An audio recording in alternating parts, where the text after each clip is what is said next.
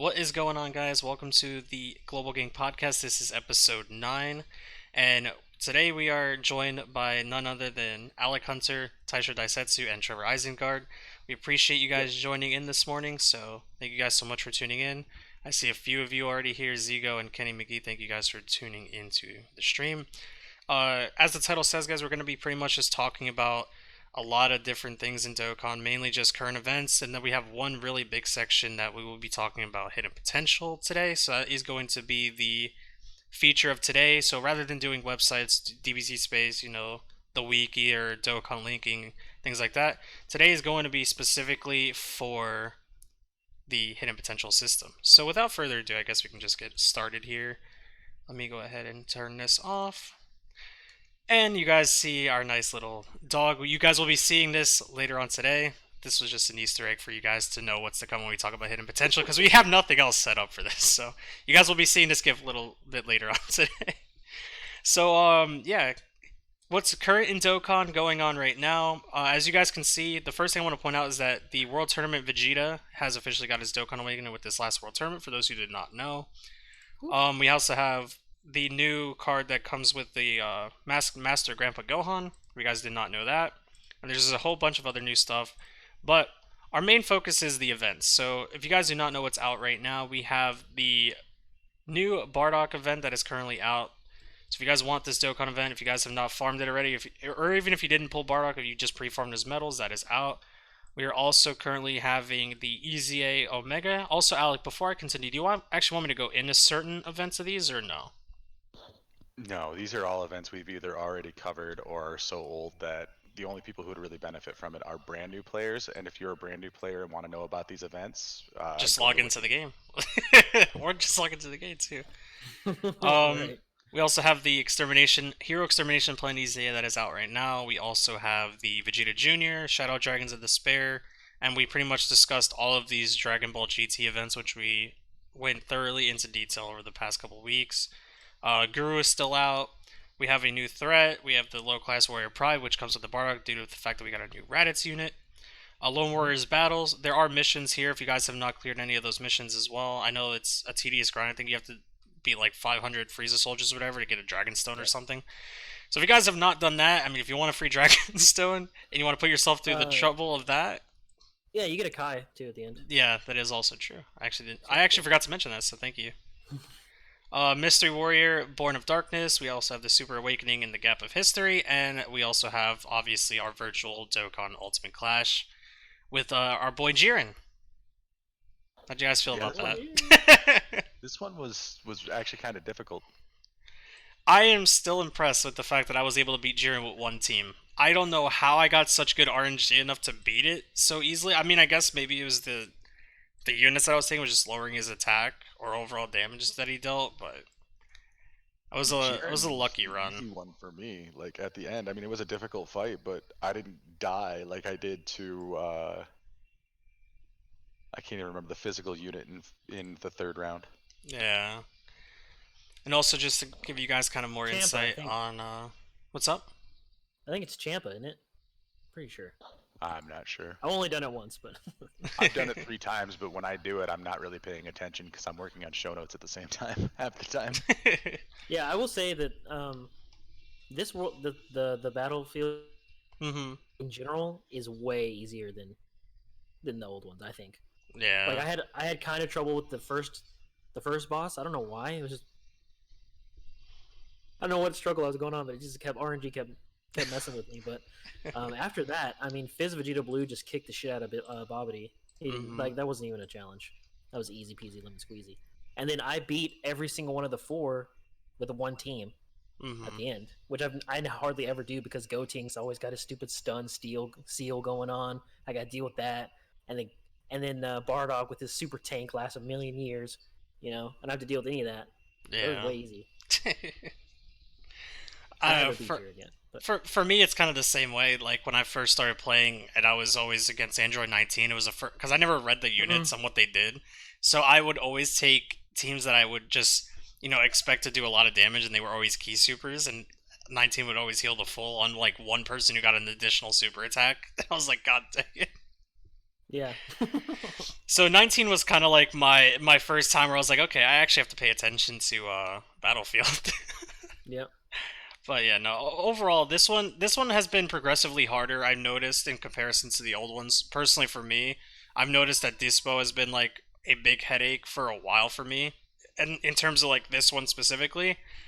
So between him and like Jiren, I guess were like the two most struggling battles. Other than that, the rest of the Hmm. battlefield is pretty much simple.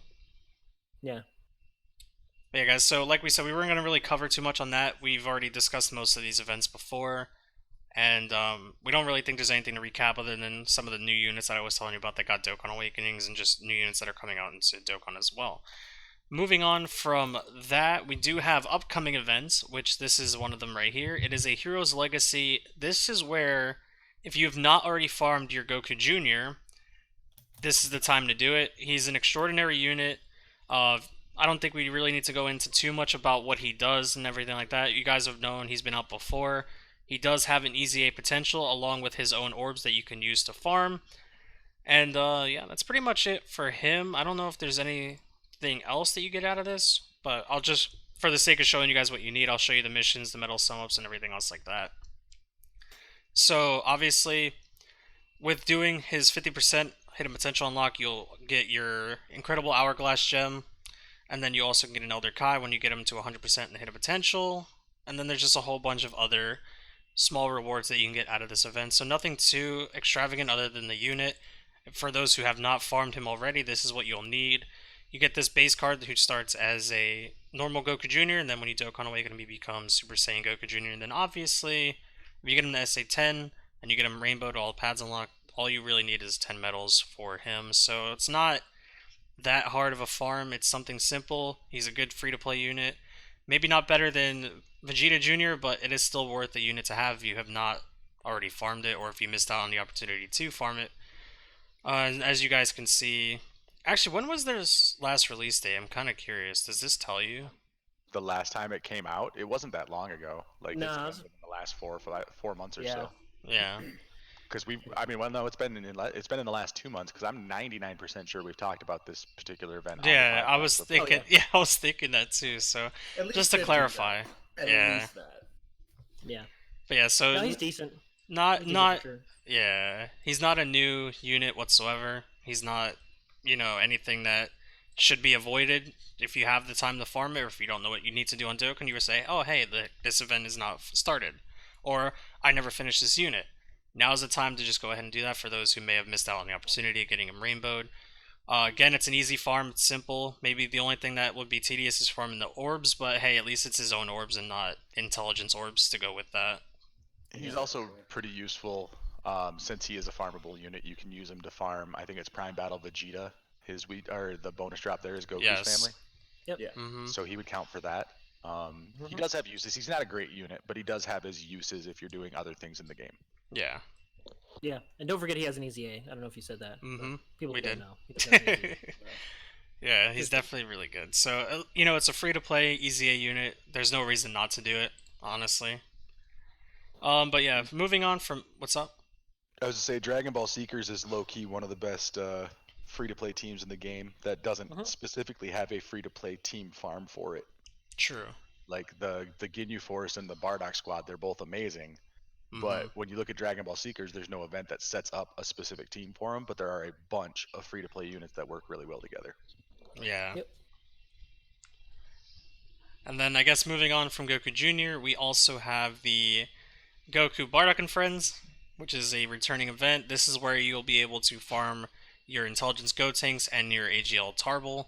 I know for a fact I'll be farming Tarble because I didn't finish him. I think I have my Gotenks rainbowed already, but also you guys will be able to get these right here, your radishes, and those Hmm. will be used for the Baba Shop. If you guys do not already know, here are the missions for this event specifically. If you can complete stage 1 with a fusions category, you'll get a Dragon Stone. If you collect 500 of the radishes, you'll get a support item. If you do 1,000, you'll get another Dragon Stone. If you collect at least 50 of these, you will get a Dragon Stone, and then so on and so forth. In which case, now moving on to the Radish Shop, when you go into the Baba Shop, these are the things that you can get. Nothing, to be honest, much of value other than the Elder Kais and maybe the training locations. If you are one who needs to stock up on your gravity chambers, it's a good place to do it. Again, it's not a requirement, but for those who have nothing else to do in Dokkan, maybe you're just confused, I would not sleep on the Elder Kai. To me, the Elder Kais are more of a must than the gravity chambers, depending on how much you use your training items, I guess, or your training locations. I know me for a fact I've been using my gravity chambers a lot, so this will be something that I need to farm as well. So I'm not going to say it's totally useless. But what do you guys think about this? Do you think other than the Elder Kai it's worth looking into? I mean, I guess for the free-to-play units, just to have as collectors would also be something to look into. They may not be the best, or, well, I guess Gotenks is pretty good, but I don't think we've ever really discussed Tarble. Well, there's a reason we don't discuss Tarble. I I have him rainbow, and he's trash. And I'm one who doesn't say units are trash. The only thing I like about this event is the fact that we could get the farmable, goody goods up in the first stage, and then the fourth stage farming up the base form Go tanks for SA fodder. Otherwise, this event's trash. Yeah. It's Yeah. not. It's just not good. No, I mean, and this is an event that came out after they started updating the events. You can tell because it has a drop bonus with the fusions. I mean, this is really just kind of a boring event. Yeah. I will say that I love me this Gotenks super animation. Just saying. Wolf, like, why does he have Wolfang Fist? I don't know. In the special, he does the Wolfang Fist. Yeah, I just don't know why. Why Goten As and a Trunks shout out have to never Yamcha. even been. He's they've never even basically. Yamcha's the goat. They're showing honor to Yamcha because been- I guess so. Put some respect on his name.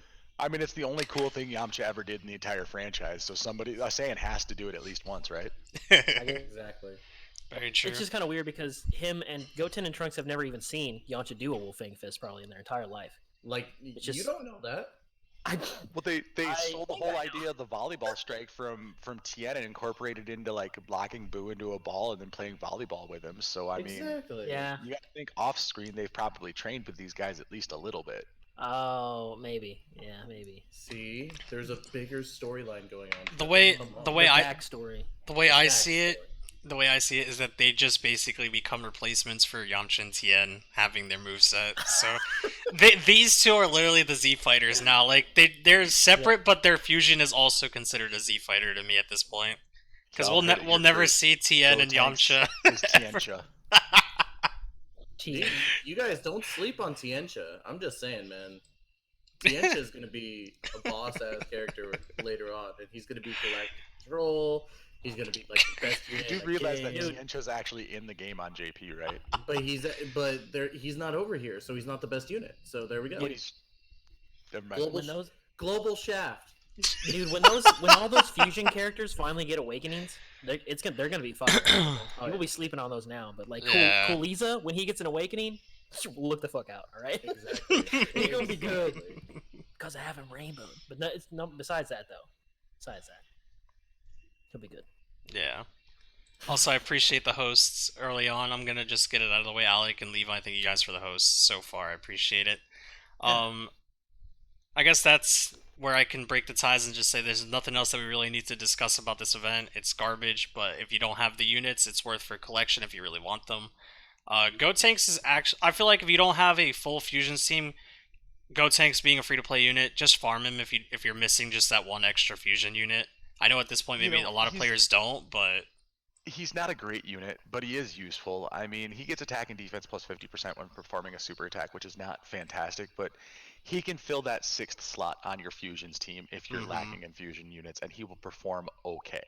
yeah. I mean, at the very least, he could be a linking partner because he's got all those All normal of the fusion links. Yeah. Yeah. No, I mean, like I said, he's not great, but I mean, he does have his uses if you are lacking on some units. Yeah.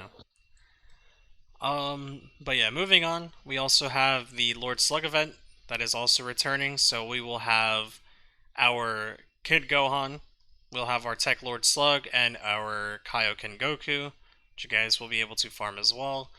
I'm pretty sure I'm done with this already.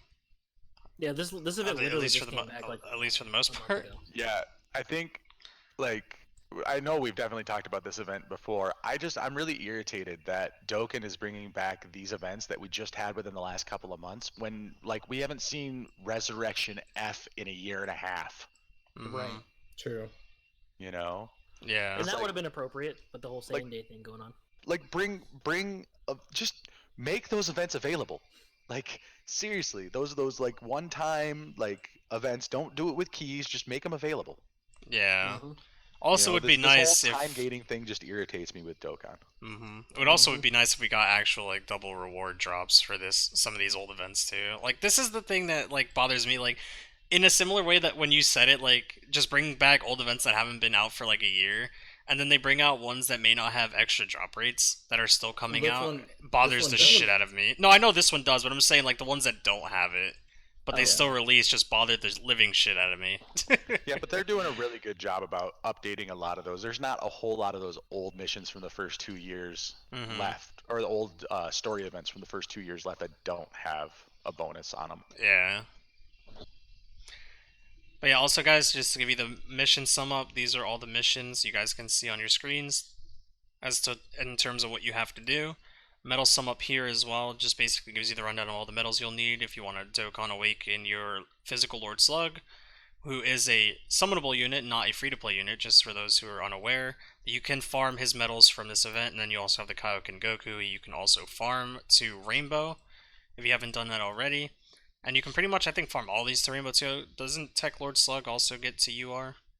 Yeah, it gets to Yeah. UR. So if you really wanted to, just unlock their dew pads. They're all pretty much farmable, up to 100%. Never saying you have to rainbow them, but if you want to, maybe in the future, at least farm their SA max and their dew pads. Again, you never have to throw a orb into them, but maybe down the line, maybe you might want to, for the sake of just throwing in a new rainbow in your box. It's totally up to you. I've already rainbowed Gohan and Goku, so maybe at some point Lord Slug is in the future for me, but See, I for haven't me, put I'm orbs just into them, but I have them all unlocked. yeah, I have all those unlocked. I'm just glad because like with this event, I can finish all the Kaioken Gokus I have. yeah. That was one thing I just couldn't do last time because I just got like bored of the event because the drop rates drop even with the drop rate being you got the boost with the Namekians and stuff because of the fact unless you don't have like every Namekian card awaken, you're gonna have a bad time. Yeah. Actually, I just completely scrolled past that. I mean, I don't even think I can there's make a full only Namekians team. there's literally only enough in the game to make a team. Like and you have to be playing the game for like how that Kami come out for World Tournament so long ago. Like you have to Yeah. be playing from back then to even have that Kami, or you can't even make the team. I just pulled that And this world tournament for there you go. And what if you didn't pull Nail? You know, you have to have Nail. You can't use the shitty SR Nail. He's bad. It's So- bad. Let's talk. Let's put some real talk and just say outside of like 2 or 3 units, the entire Namekians category is bad. You shut your Yeah. mouth, okay? I'm no, like from no. a game mechanics I will- aspect, it is. It's just bad. Like No, they don't even sadly link it well is. with each other. is. That's the most upsetting thing. Like you can't put them all on the same team, and then you probably won't even get enough key to super attack. Yeah, Like, they don't have a it's- key link they share together. Their Namekian's link is like attack, right, or something like that. I don't even remember what it is. It's bad. Isn't it healing? It's I don't even healing. remember. Yeah, it's healing. Yeah, it's healing. Yeah, so I mean, like we do a lot of praising of Dokkan when they do things right, and I think it's fair that we call them out when they do something wrong. And Namekians, you did wrong by Namekians. Very yeah. true. Very, very I will true. say this: at least when they released the Piccolo and the Nail, they got some of the support that they actually needed. Yeah. Unfortunately, it is correct. Like, except for World Tournament, Namekians is probably one of the worst categories because of the fact that it's so limited. There's not that many units, and they don't link well together. So, Yeah. it's got potential, but they need to fix the issues, the glaring issues.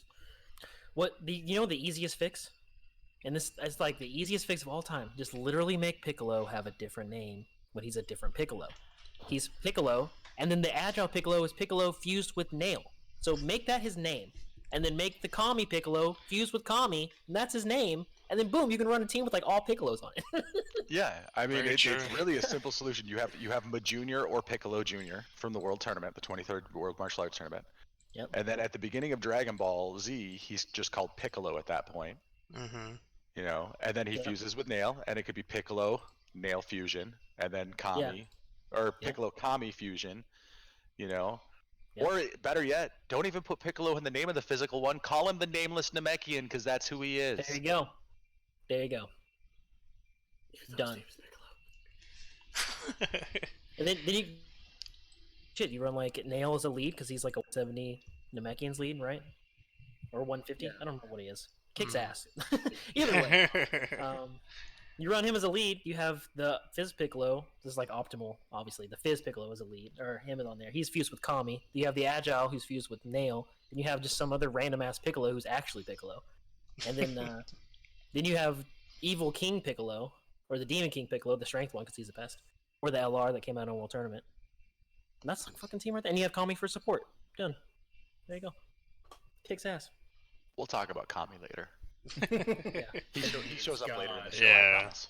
Now. Oh, does he? now. Yeah, he does. All right, and I guess that covers everything that we have planned to discuss in terms of events, upcoming events. This podcast is going to be oriented pretty much around this. What we have going on next is basically the hidden potential system. And for those who may not know what the hidden potential system is, well, this is where you're going to find out. So, first and foremost, if you guys do not know how to unlock the hidden potential, literally all you have to do is be rank 50 or above, and you have to have cleared stage 2 of an epic showdown on Z-Hard.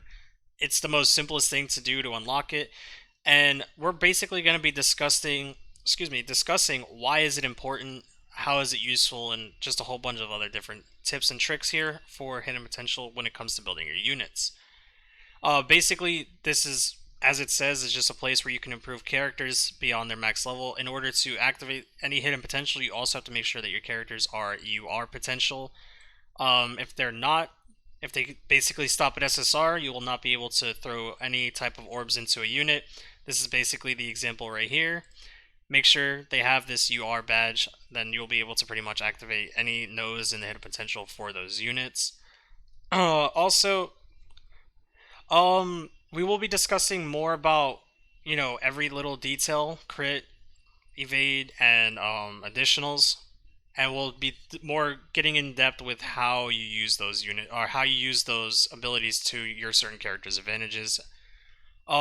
There are also multiple versions of orbs. If you guys do not already know, we have special orbs for a whole bunch of units. Goku Jr., obviously the Bulma. We have Kid Gohan that EZAs as well. The entire Ginyu Force, and now the entire Team Bardock as well is another one, as an honorable mention to that. Piccolo. We have the Marin, Guru, Vegeta Jr., the 8-bit Goku and Vegeta.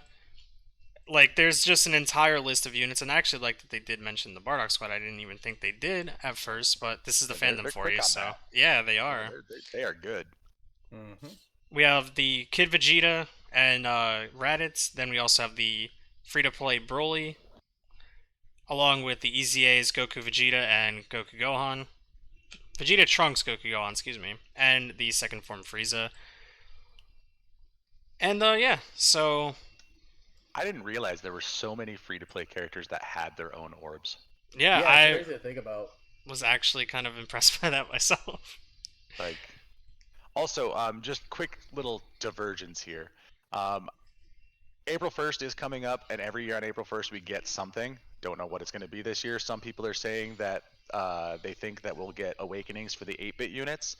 As somebody who wasn't playing during April last year, how's that going to work for us? That would be very unfortunate. Yeah. Exactly. Well, Unless they give the units again.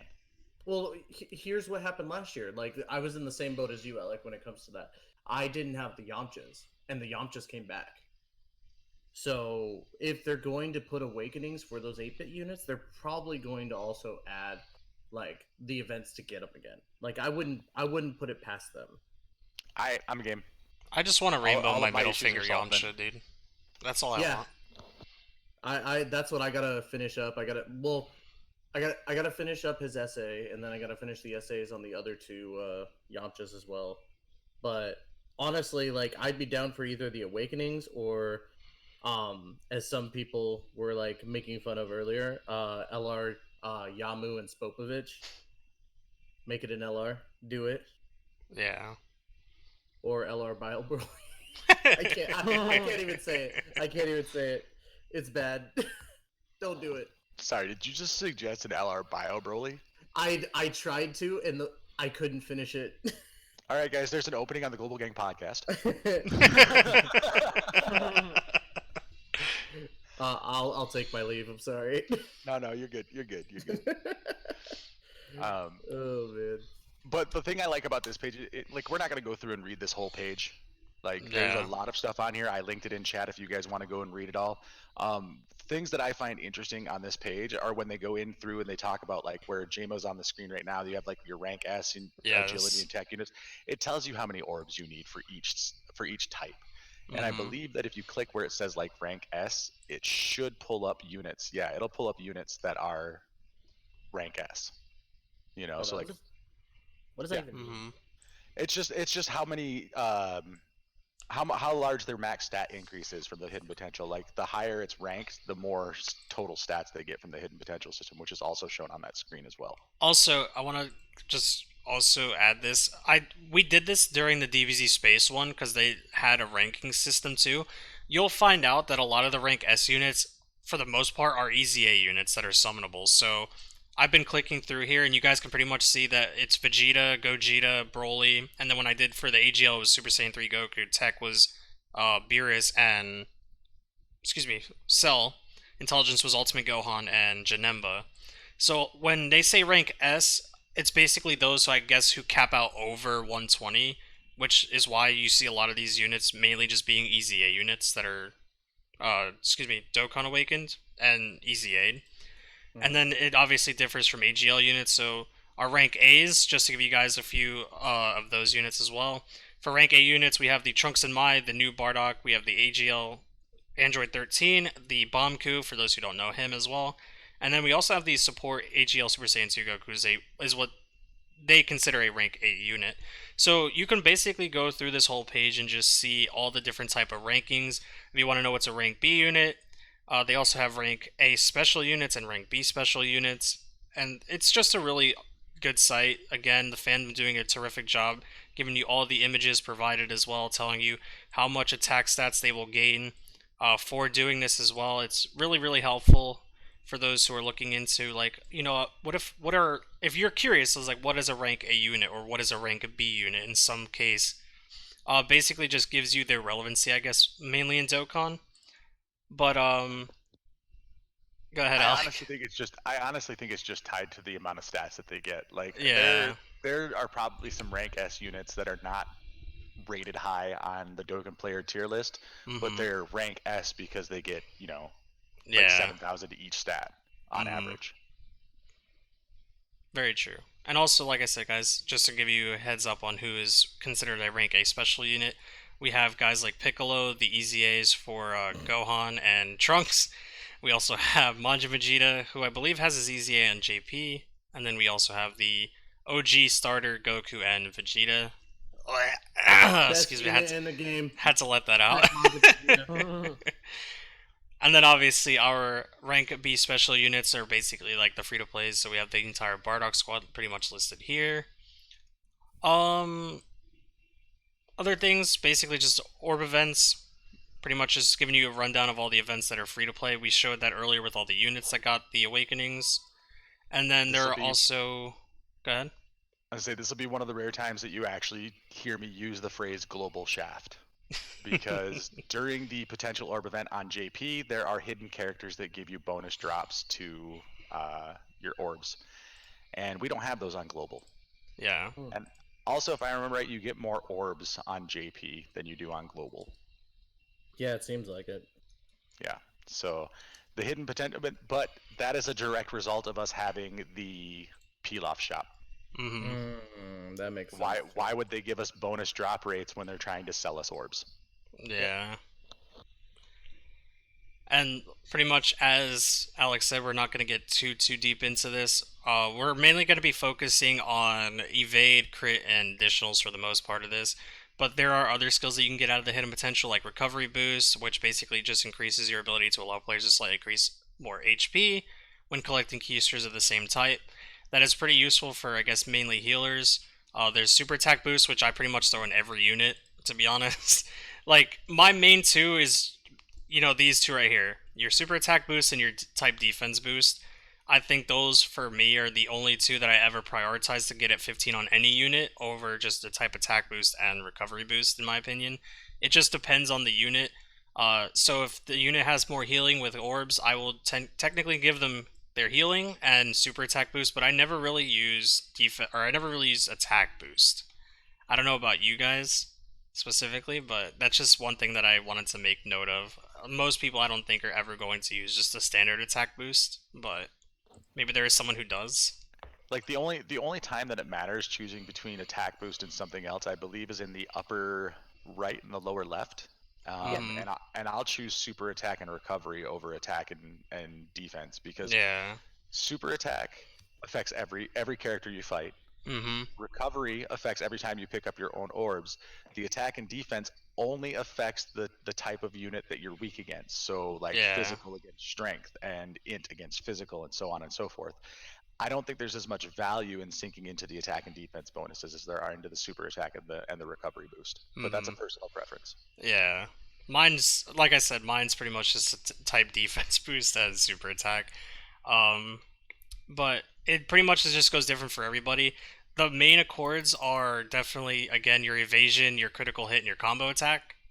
Those are going to be the ones that we will be talking about the most here. And then, obviously, for those who also don't know, when you have a unit, there will be roadblocks, basically, where you'll get a picture of your character. This is telling you that you cannot unlock any further than that unless you have a dupe of that unit. Whether it's a reversed unit or you decide to Dokkan Awaken it, which you should never do, by the way. If you have a unit that you already Dokkan Awaken, just reverse him. Don't Dokkan Awaken the dupe so you can throw in an orb or a dupe path. Yeah. Just reverse him. I So know. the Put that incredible thing down, gems are flip a it, and lot reverse easier to it. get than 77 medals. Yeah, so be smart about it. Dokkan responsibly, as our boy Toon Rami would say. I have to throw that There shout out are. for him since I am using his I will- catchphrase. I will say there are units that you have to Dokkan Awaken. Yeah, there are, and mainly, I guess, free to play units would be like Yeah. Super Strikes, for example. Those are ones that you actually have to Dokkan Awaken, but Anything that starts at SR, because there are yeah. several units that start at SR and can go all the way to UR, but you'll need to awaken 5 copies of the unit. Mm. Yep. Basically, you got to think: is it worth it? Let me work it. Put that thing down, flip it, and reverse it. Yeah. But sometimes it's worth it. Like Mhm. when you're mean, you're trying to make a full Majin Buu team, and you don't have physical Buu tanks, so you use the strength Buu tanks. It's an SR, and then you waste I don't know how many. It's 21 to awaken him once. And it's Mhm. the transforming Buu. So, oh man, like 100 something. 105. Yeah. That's me. That's my life. But that's cool though. I mean, I've done the same thing for every SR that can do it. Like I have a 90% physical Boda Magetta, Well, yeah, there Yeah. you like go. with actual orbs in him because I actually use them for stupid challenges. But yeah, there are several units that start off as SR that awaken to all the way up to UR that are half decent and worth the effort in my opinion. Yeah. Overall, if it's a free to play unit, I've always been a proprietor for this. If it's a free to play unit, just farm it. Even Yeah. even if it can, just farm the orbs, farm or not the orbs, but farm the dupe paths, farm literally the SA if you have to. It's just so worth it to have as a collector. At least in my own standpoint, I like having free to plays with their pads unlocked, even if I never give them the orbs. Just for the sake of like, if I have orbs to spare, and I've been doing this, I'll get again when I've been talking about this before the podcast. I will have a special announcement on things that I'll be doing on YouTube towards the end. I won't mention it now, but I'll pretty much get into it more when we do our shameless plugs because we're all about that over here. So, but to get back into the hidden potential, our next thing to keep in mind that there are forgetting optional skills. This is where if you accidentally fuck up a skill and you have to take it away. And this only applies to additionals, crits, and evade. I'm pretty sure, for the most part. you either have to undo it with a dupe of a unit, or you spend 10 Dragon Stones. Whatever you guys do not waste 10 Dragon Stones to do that for any unit. I don't care how good the unit is, do not waste 10 fucking Dragon Yeah. Stones to do that. just be sad, I guess. If it's really affecting you that much, just be sad. The not only worth it. time that I would make the argument that you could spend 10 Dragon Stones to reverse or to undo a hidden potential choice is in the case of an LR. Yeah, That's the only time I would even Mm. like to even begin to think about it. I And agree. even I then, I agree. probably wouldn't. I agree. And that's just me. It to me it's just not worth it. You don't get any real value out of doing it. It's again to me just 10 stones going to waste for the sake of, you know, a misunderstanding on what you wanted your unit to do. Right. Obviously and on top with of that, pulling LRs it's not easy. So there's a off that's chance that you'll never get the dupes that you need to reverse the path, but exactly. But like for me, I think of it like this: a Dragonstone is equal to $1. Yes, you can buy them for cheaper than that when you buy them on sale, but when they're not on sale, one Dragonstone is $1. Is it Mhm. worth $10 to change one block on your character? no. Oh, I Not tried not at three all. crit, not 3 additional. No, Oh no! $10 to fix my I- issue. No, I did it one time and I immediately regretted it. Like you regret it. Just don't do it.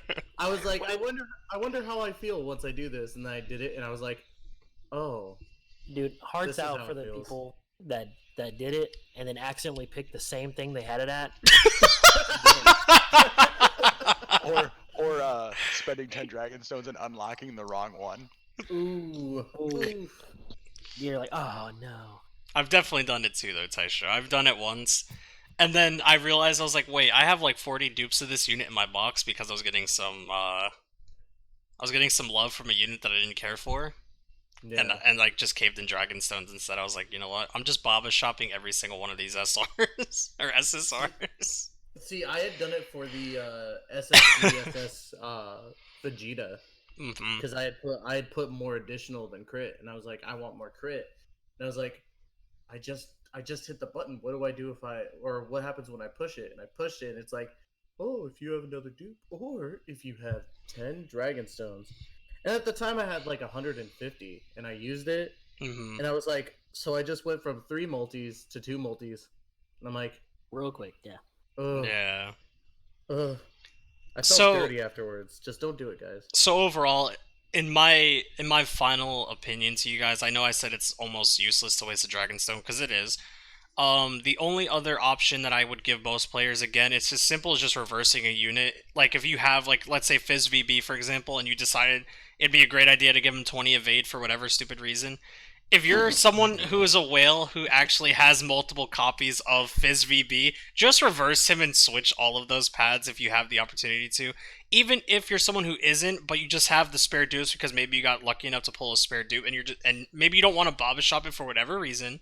I don't Baba shop any of my SSRs that I ever pull. I can't tell you I have like 10 strength Gojitas in my box, just in the off chance that maybe I want to build my Gogeta different one day. Which all it will require is just me reversing the unit and going into those specific nodes and just undoing it with the dupe path. Do not waste 10 Dragonstones, please. And the only reason why I'm giving that as an example of the Fizz VB is because I feel like a lot of people, including myself, at one point, I will change my Fizz VB because I do have evade on mine. Fun fact. But I've been happy with evade on him just because. Okay, here's Uh, a question for that.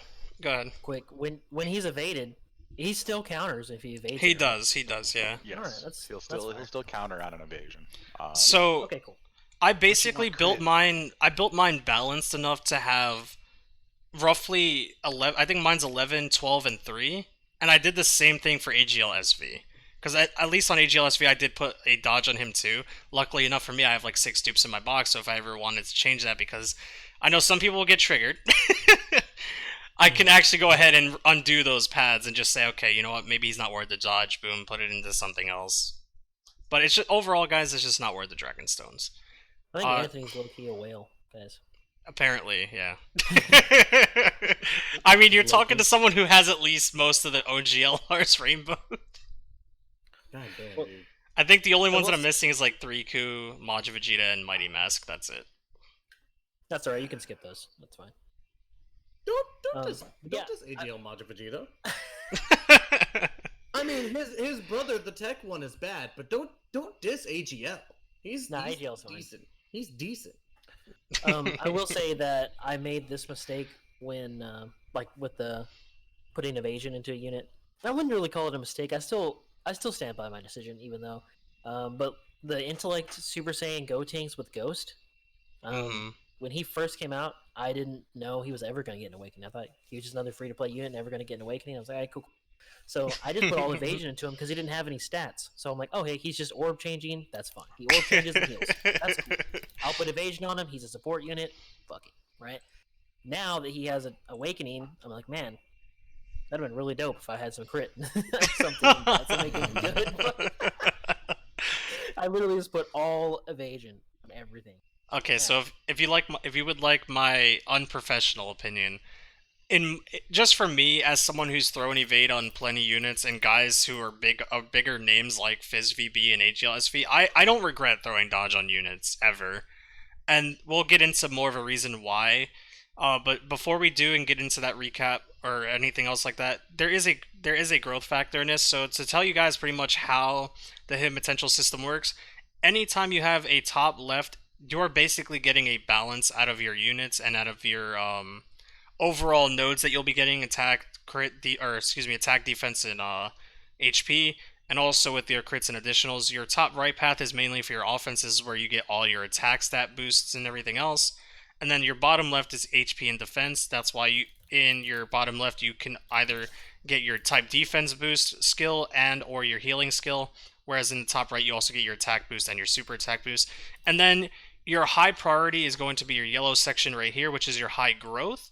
This is pretty much where you can go crazy with your additionals, crits, and everything else like that. So typically what I do is on your top left for your balance section, you're going to have two nodes that will offer you a crit and an evasion, an additional and evasion, and then between a additional and a crit.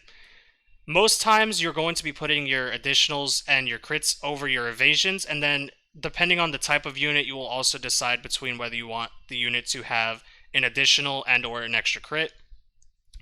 And then pretty much it just works in a similar way with the bottom right, except on bottom right it's the same applies, except it switches between now having an extra one, which basically allows you to choose between all three: additional, evasion, and or crit. That's pretty much all there is to really know about the pads. It's pretty much self-explanatory here on how you build your units. We're going to get into more units actually soon. I'm going to just take a quick brief through the rest of this page to make sure that there's something that we have not covered. So went over the reverse Dokkan Awakening, the re-Dokkan Awakening. I don't think we have to go into any of that. But yeah, now we're going to talk about actual units and what benefits off them. So we're going to start with some combo attack units, basically additionals. So the big question is, when you're trying to think about what units require more additionals, who gets what and why? Attack and defense stackers, primarily you want to have combo attacks because they're going to be able to, continuously stack their attack and defense. An example of a defense stacking unit is actually right here, which is the Technique and Inspiration Krillin, who basically raises defense and causes supreme damage to the enemy with a high chance of stunning the enemy, and that is a infinite defense stacking unit by 30%. So anytime he can get a super attack, he's getting a 30% buff on his defense.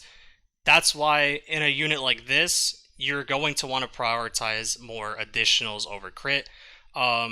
Specifically, any unit that will stack, or maybe not even have an infinite stack for, whatever reason, additionals may also be good to have. Even if you don't prioritize it the most and you want to still prioritize crit, at least try to make sure that you're still giving this unit some additionals, because the additionals are going to help, especially with the defense stacker. In my opinion, if it's an infinite stacker, additional is going to be high priority. Another example of a attack stacker that we have here is going to be the Shopping with Dad Bula. If you guys do not know what she does, she basically massively raises attack. This is by 100% infinitely and causes supreme damage to the enemy. This is another good example of someone who continuously can raise their own attack, and it just is so helpful to have, additionals over crits on this unit. Obviously, you're going to, if you're one who likes equal balance, which is something that I do a lot, I tend to try to make most of my units equally balanced, unless it's, I think most of my STR units are probably 620, but a lot of my other units are pretty much evened out enough, like I said about my Fizz VB, where he's pretty much like 11, 12, and 3. I try to keep them at an equal balance for most of my other units. Most of my strength ones are definitely not like that, but um, this is a good example of someone who raises attack more specifically.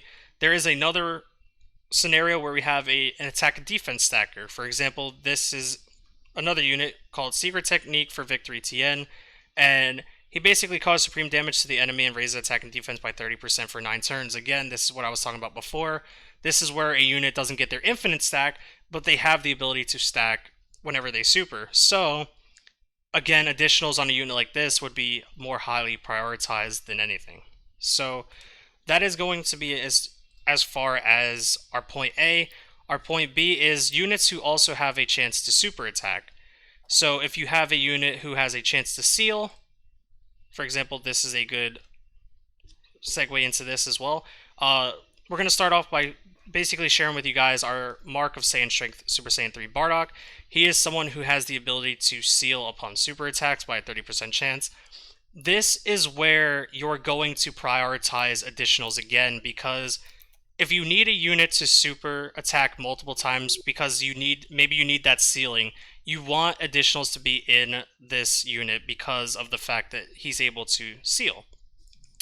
You don't have to give him max additionals, we're not saying that you have to, but it is good to at least prioritize additionals in a unit like this. Even if you prioritize crits more, but having the additionals on him without just going max crit or max evade is just another unique way to have a character build the way you want him to. Yeah, and I should just point out here that these characters I specifically chose these characters to show off not because like this character needs additional, but because they can benefit from it because they have a chance to do something on their super attack. I'm not saying go out and put 15 additional into Bardock. That's not what I'm saying. Yeah. I'm saying this unit is an example of a unit that could benefit from having some additional. Mm-hmm. Like what Levi says in chat, 6-15-5. That's probably exactly how I would build this unit. Actually, I think that's how I built mine. I've only got one dupe. I just pulled him for the first time. My first dupe for the first time last night. So, but yeah, I mean, this is just to show that this guy has a 30% chance to seal. If you really want to try to rely on that seal, having additional attack is decent. Mm-hmm. But yeah, so another. Go ahead. Who was that TN from a second ago? Is he a World Tournament summon or what? Yeah, that's a World Tournament card. Damn it, dude! I need him so bad. I got him rainbowed. So. My World Tournament summons have been garbage. Mine have been too. Other than the fact that I can at least say I pulled the Grandpa Gohan first single.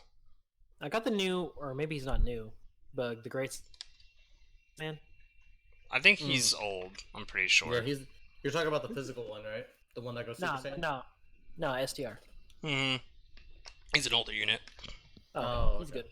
Yeah, he buffs superclass allies and debuffs extreme enemies. But yeah, to go back to what I was saying before when we were actually discussing more of the hidden potential itself, when I said that I build pretty much most of my units on an equal balance, for me, an equal balance, you'll see it in a lot of, like, if I were to showcase my own box, which I can't do that, unfortunately, I would showcase that a lot of my intelligence units are built with 6-15-5. That is pretty much like a standard for most players who want to build intelligence units, where a lot of other people may also do the 620 for a lot of the strength units. It really just comes down to what unit it is, what you're using them for, and what teams you plan to build them on. It goes a lot deeper than that, of course, for those who are really trying to max out, whatever they want in their unit. If they want mainly more attack stats, or they're trying to get a unit to do a lot more damage, or whatever the case may be, if you want a unit to do more excessive dodging, it all just is depending on what you want your unit to do. And part of why a lot of the times with free-to-play units, especially for me, I don't think anybody else really does this. You guys can correct me if I'm wrong. I don't know if you guys do it. Depending on the free-to-play unit, I think Tech Bulma is a good example. I actually have 2 copies of her. One is not rainbowed yet, but I plan to rainbow another one because I want to build it different without having to take away from the other Bulma that I built. Just my own personal opinion, because if I want one that can do a different mechanic based on if I built mine completely wrong, I can at least make a second one. Given that she has her own orbs too, I can rainbow a second one without worrying about losing my own orbs, but also have it do the other things that my other Bulma may not be able to do at the moment. Personally, for me, I think that's going to be my go-to for a lot of the units who have different skills, or if I feel like maybe the first time around I kind of just half-ass their hidden potential, rather than having to go reverse it and change it up. Because there might be a run where I feel like, okay, maybe I actually want the full whatever I put in the unit, and this one doesn't have it. So just for me, it's been like a precaution. I wouldn't recommend doing that, but it's just something that I've been doing for the longest time playing Dokkan. I mean, it's not a bad option when you're talking about free to play units with free to play orbs. Yeah. Like I have the Goku Gohan Mhm. rainbowed, and then I have a base Goku rainbowed. Mhm. Um, because they have different names, you can run them on the team. They're the reason I free to play no itemed legendary Goku event. Yeah. Because you can do that kind of stuff. But if it's like this Bardock, for example, first off, if you pull 10 copies of Bardock, good on you. Secondly, I don't know if I would make 2 copies of them. Like there are some units where it makes a lot of sense to do that, like LR, Yeah. Kale, and Caulifla, because they have different names in each one of their awakening steps. It's a good idea Mhm. to have those units. Mhm. I don't know if I would run 2 copies of. Well, no, now that I'm thinking about it, for Battlefield, it might not be that bad having 2 copies of Super Saiyan 3 Bardock. I mean, for Battlefield, it wouldn't. That'd be pretty. I mean, that'd be pretty dope. I mean, but if you had one like at full crit, and then you wanted to, I don't know, maybe have one for Super Battle Road Destroying where he more focuses on additionals and evasion for survivability. I mean, I'm just spitballing at this point. I'm not saying it's the right way to build the character. I'm just spitballing. I can see how it would be beneficial to have 2 copies of a character. I just don't know if I'm Yeah. going to whale out to the point to get 2 copies of a character in Rainbow. Yeah. I mean, I guess for summonable units, is going to be a lot more sketchy. Like, if I wanted to, for, like, just a rough example again, with my Strength Gogeta, it's the same way for In Gogeta, and I think for, AGL SV. I actually have a non-Dokkan Awakened SV with all his pads unlocked. He's not SA10, but I don't have orbs invested into him either. I do plan to just rainbow him, but never Dokkan Awaken him. At some point, I might Dokkan Awaken him, but reverse him back later once I'm done using him for whatever I want to use. Just out of the fact that I just don't feel like having to either waste 10 stones or having to waste another dupe to reverse a unit or to reverse a node that I threw into him.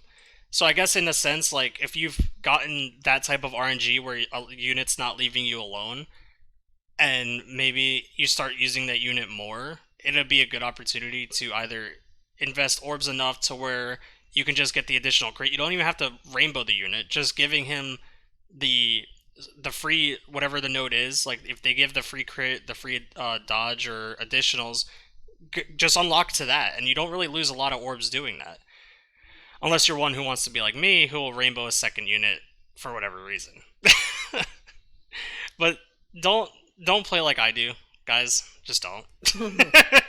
It's an unhealthy way for me to, or yeah, it's an unhealthy way for me to just not say I have nothing to do in Dokkan.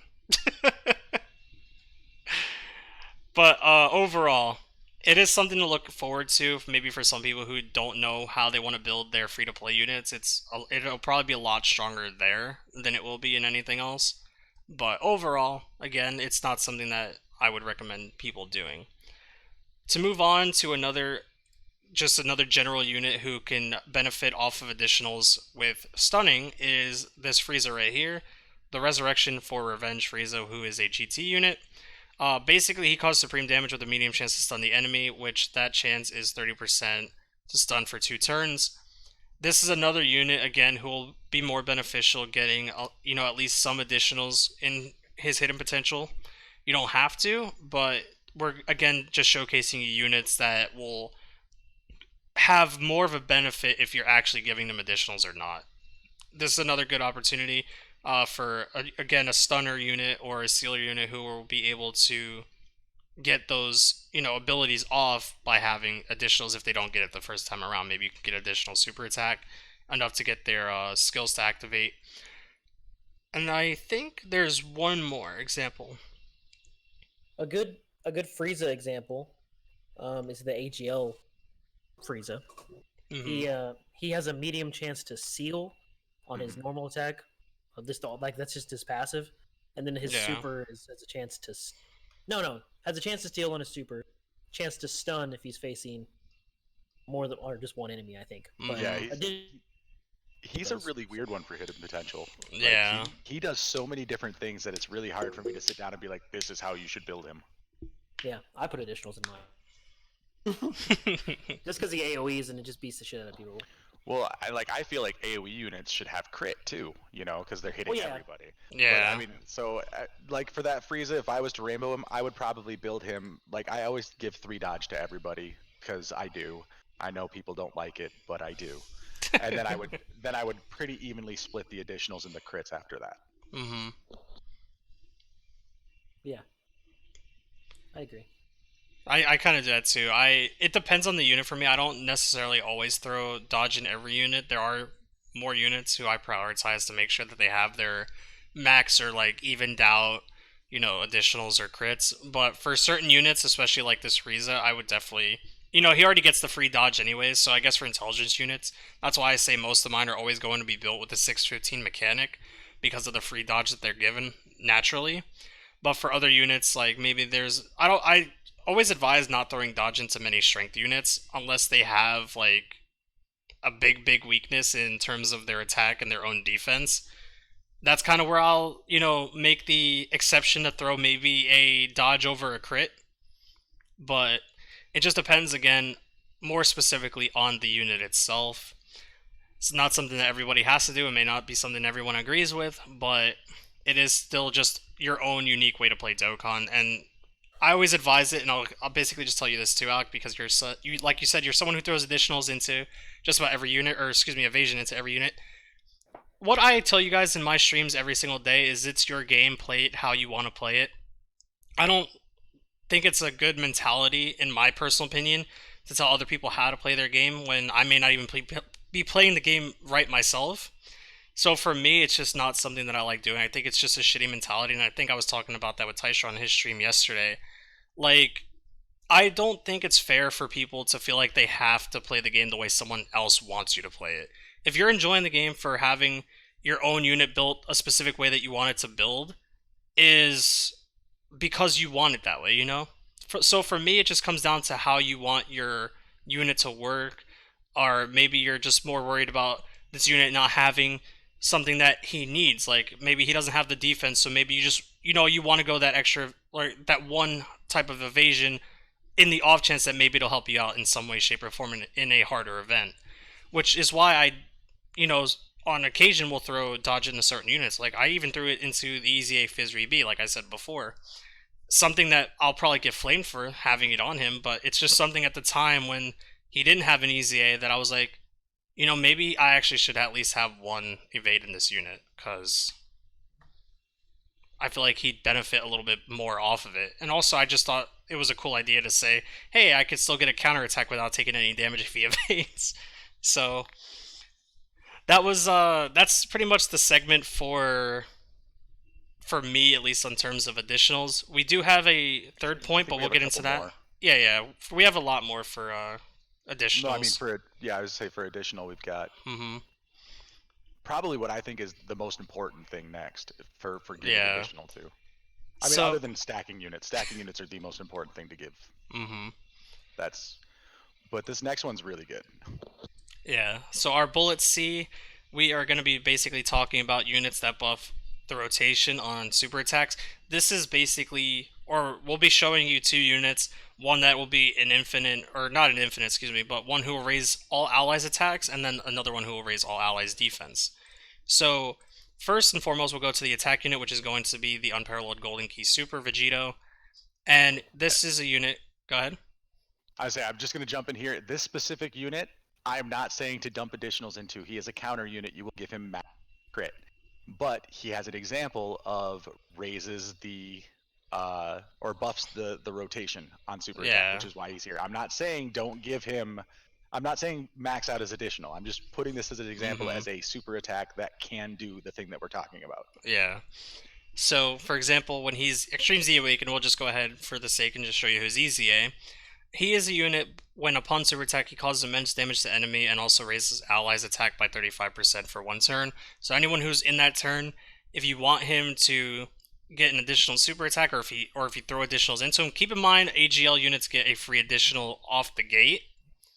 Just another thing to include into that. So for those who may not know already, AGL units will already start off with their additionals as their first free node that you can get.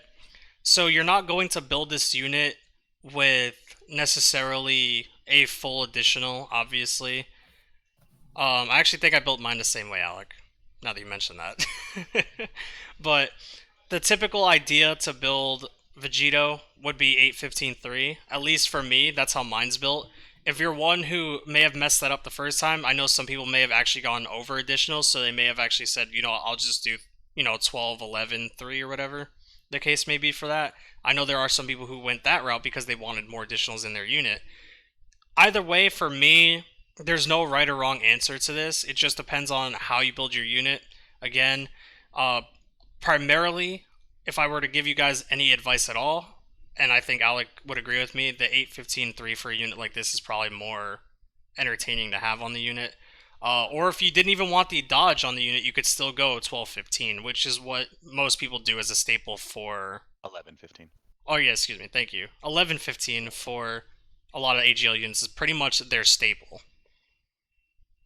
Or at least in my case, because I think I throw at least 11-15 on almost all mine. I don't really throw dodge on most of my units, but for those who may want that equal balance just to have dodge, you can. We're not saying that it's not there, It does exist in Dokkan for a reason. I will um, say, yeah, go ahead. Go ahead. a really good unit who does super attack buffs. Buffs attack on super is the movie boss is Frieza. I know I basically every single podcast I say something about this unit. I swear to God, but he's just so good, dude. He already buffs the team. Mm-hmm. Obviously, movie bosses, right? So he's got like a 25% buff already, and then you put him first rotate because he's got a defense stat. And he tanks. He reduces damage, whatever. Anyways, he's a good ass unit. And then he supers. I put additionals like crazy in him, so he gets that second additional. Mm-hmm. And then you have Bojack next to him. Dude, get out of here. Bojack will have like a 500 thou attack stat before 3 mil. God damn, it's insane. He's just really good. But really yeah, good unit. Like I said, guys, myself and the panelists are just gonna give our own personal feedback, just so you guys can, learn something here as we go on. But this is our first example of someone who just raises all allies attack. We are now going to be covering someone who does the exact opposite and raises their defense, all allies defense stats. Which our example that we're going to be using is the, culmination of Hope GT Goku. And he raises all allies defense plus 30% for one turn. Again, this is another unit where you would probably prioritize additionals. If you're one who doesn't want to and you want to just go, again, maybe the 6-15 route, you guys can do that as well. We're not telling you how to build your units, but we're just giving you examples of units who may benefit more, at least having some additionals thrown into the unit. And this is our, I think, last of these who buffs rotations. Yeah, these are. Alright. So, moving on to that, do any of you guys have anything else to say? I know I've been kind of just skimming through this a bit, but if you guys have anything that you want to add at any moment, just feel free to cut me off before I continue. I think I don't know how many units do this. I'm not super familiar with this buff. Surprisingly, but I don't have this Goku. If I did, my God, I would love it so much. But anyway, when his defense buff could really help a team, especially if he gets additionals and stuff for units that don't have natural defense stacking or defense stats at all. Like maybe you had a free to play unit there or something. And he didn't have any defense, so then would help maybe save your ass in a hard event. Yeah. So that'd be really cool. Sometimes the best offense is a good defense. All right. Remember that. Alec, Taisha, you guys have anything you want to add before we move on? I don't have anything. I was just gonna say, basically, when you're building, like for me personally, when it comes to building my units, I usually go for optimal only because of the fact that it's whatever. Mm-hmm. Um, but I would say for people, do what you find is fun within potential. Like it. Granted, you want to obviously have something that meshes well with Yeah. like the unit itself, but at the same time, you don't always have to go that route. You don't have to always go like what every person says, or you could kind of base it on what you think would be fun. Yeah. Um, because ultimately the game comes down to, is it fun? Are you having fun? If you're doing everything optimal and you don't find it fun, then your grinding is going to be terrible. Right. So And just to kind of build on that from what Ty said, the reason I added this to this week's show was because my personal Discord this last week has been flooded with, how do I build this unit? How do I build this unit? How do I build this unit? This is basically, I mean, for the most part, it's my personal viewpoint on how I spend my hidden potential stones or hidden potential orbs. So that's why you guys hear a lot of like JMO saying this, and then said, but I do this, Yeah. because it really comes down to your personal preference. There is an optimal way to do things, and if you're an optimal player, that's entirely up to you. Um, I prefer to play the game more strategically. Like like it used to be that you just put crit on everything. Like 2-3 years ago, it was crit on everything, and you're mhm. fine because everything in this game was a damage race. It's not that way anymore. Mm-hmm. It's about the long 100%. game. 100%. But yeah, like I said, back when I think it was 2 year anniversary is where Alec is coming from, where like crits were like the big thing to throw in, and I think that's where a lot of people got into that mentality where 620 and a lot of strength units was like the optimal setting, because you prioritize crits in like every strength unit. I think even my Super Saiyan 4 Goku is still built with 620, and a lot of the other units that I have in my box are still 620 if they're STR. Which I think with the exclusion, I've made exceptions of like maybe Spirit Bomb Goku. I think not LR Spirit Bomb Goku. The not the free to play either.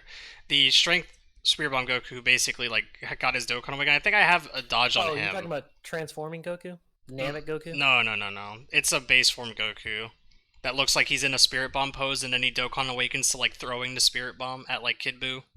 Yeah. Oh, the That go Majin Buu saga one. Yeah, Oh, that Goku I actually gave dodge. I think he was the only exception that I gave dodge to on a strength unit. Again, yeah, it's just because I felt like it was more worth on him, but Yeah, like again, when I say it's a general idea of what I do with my units, like when we get to talking about evasion's going to be really quick. There's not a whole lot to talk about there because most people don't use it. But yeah. like if a unit has evasion in their passive, I won't give them evasion Mhm. in the potential system. Yeah. If they're able to dodge or have a chance to dodge in any way, shape, or form, I maximize additional and crit as much as I can. Mhm. I mean, it really comes down to, even though I have like a list of things here that, this is what I do, there's variance to everything. Mhm. 100% agreed. maybe just one day you want to go crazy and just make that evasion unit the biggest evasion unit that's ever existed ever. Which I Make think it like which a I think a lot of Dante. people did with Candy Vegito as a good example. Actually, yeah, when Candy Vegito first came out, I maxed out his evasion. There you go. I am the best Dante Because boy. it He came out to needs it. something like, it came out to seriously something like 71.3% chance to dodge or something like that when you broke down the math for it. Mhm. Worth. Yeah, the fake He 1000 Days Goku. is his normal passive a high chance to dodge or medium chance to dodge? I think it's medium. Yeah, rip. But yeah, Dude, there's Gowasu is a better dodger than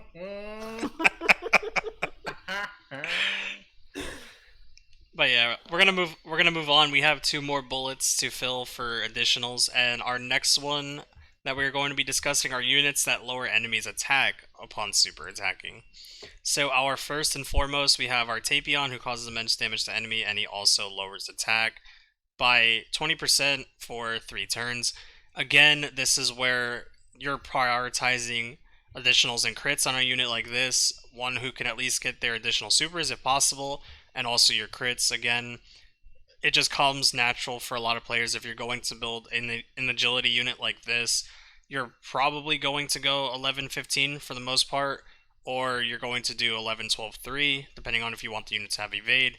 Or if you want to go that extra mile and just throw in more crits, you're probably going to just go like 8-15 again, or something like that. Overall, I think most of my agility units are always going to be 11-15. I don't think I'm ever going to change that. It's just my comfortable build for a lot of my units, just depending on what their skills are.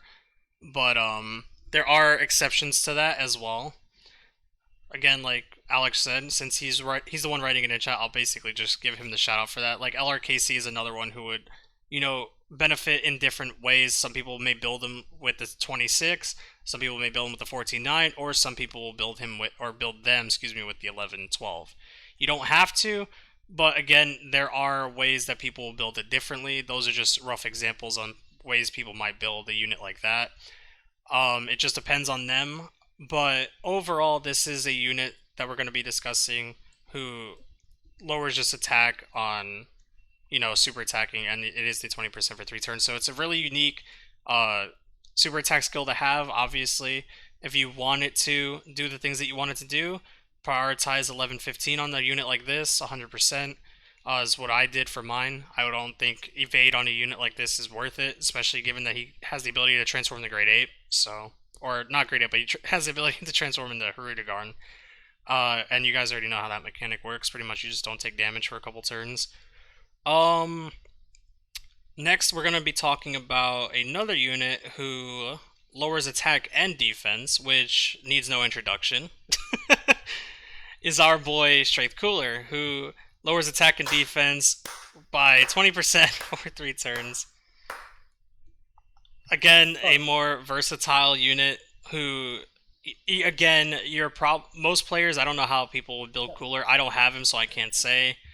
I know most people are probably going to do, again, the 620. They're going to go the 6 additionals 20 crit. Maybe there are people who want to test it a little bit more, who will maybe go the extra little additional over the crit, and maybe they'll settle for like a 917. But this is a unit that you should prioritize crits heavily on.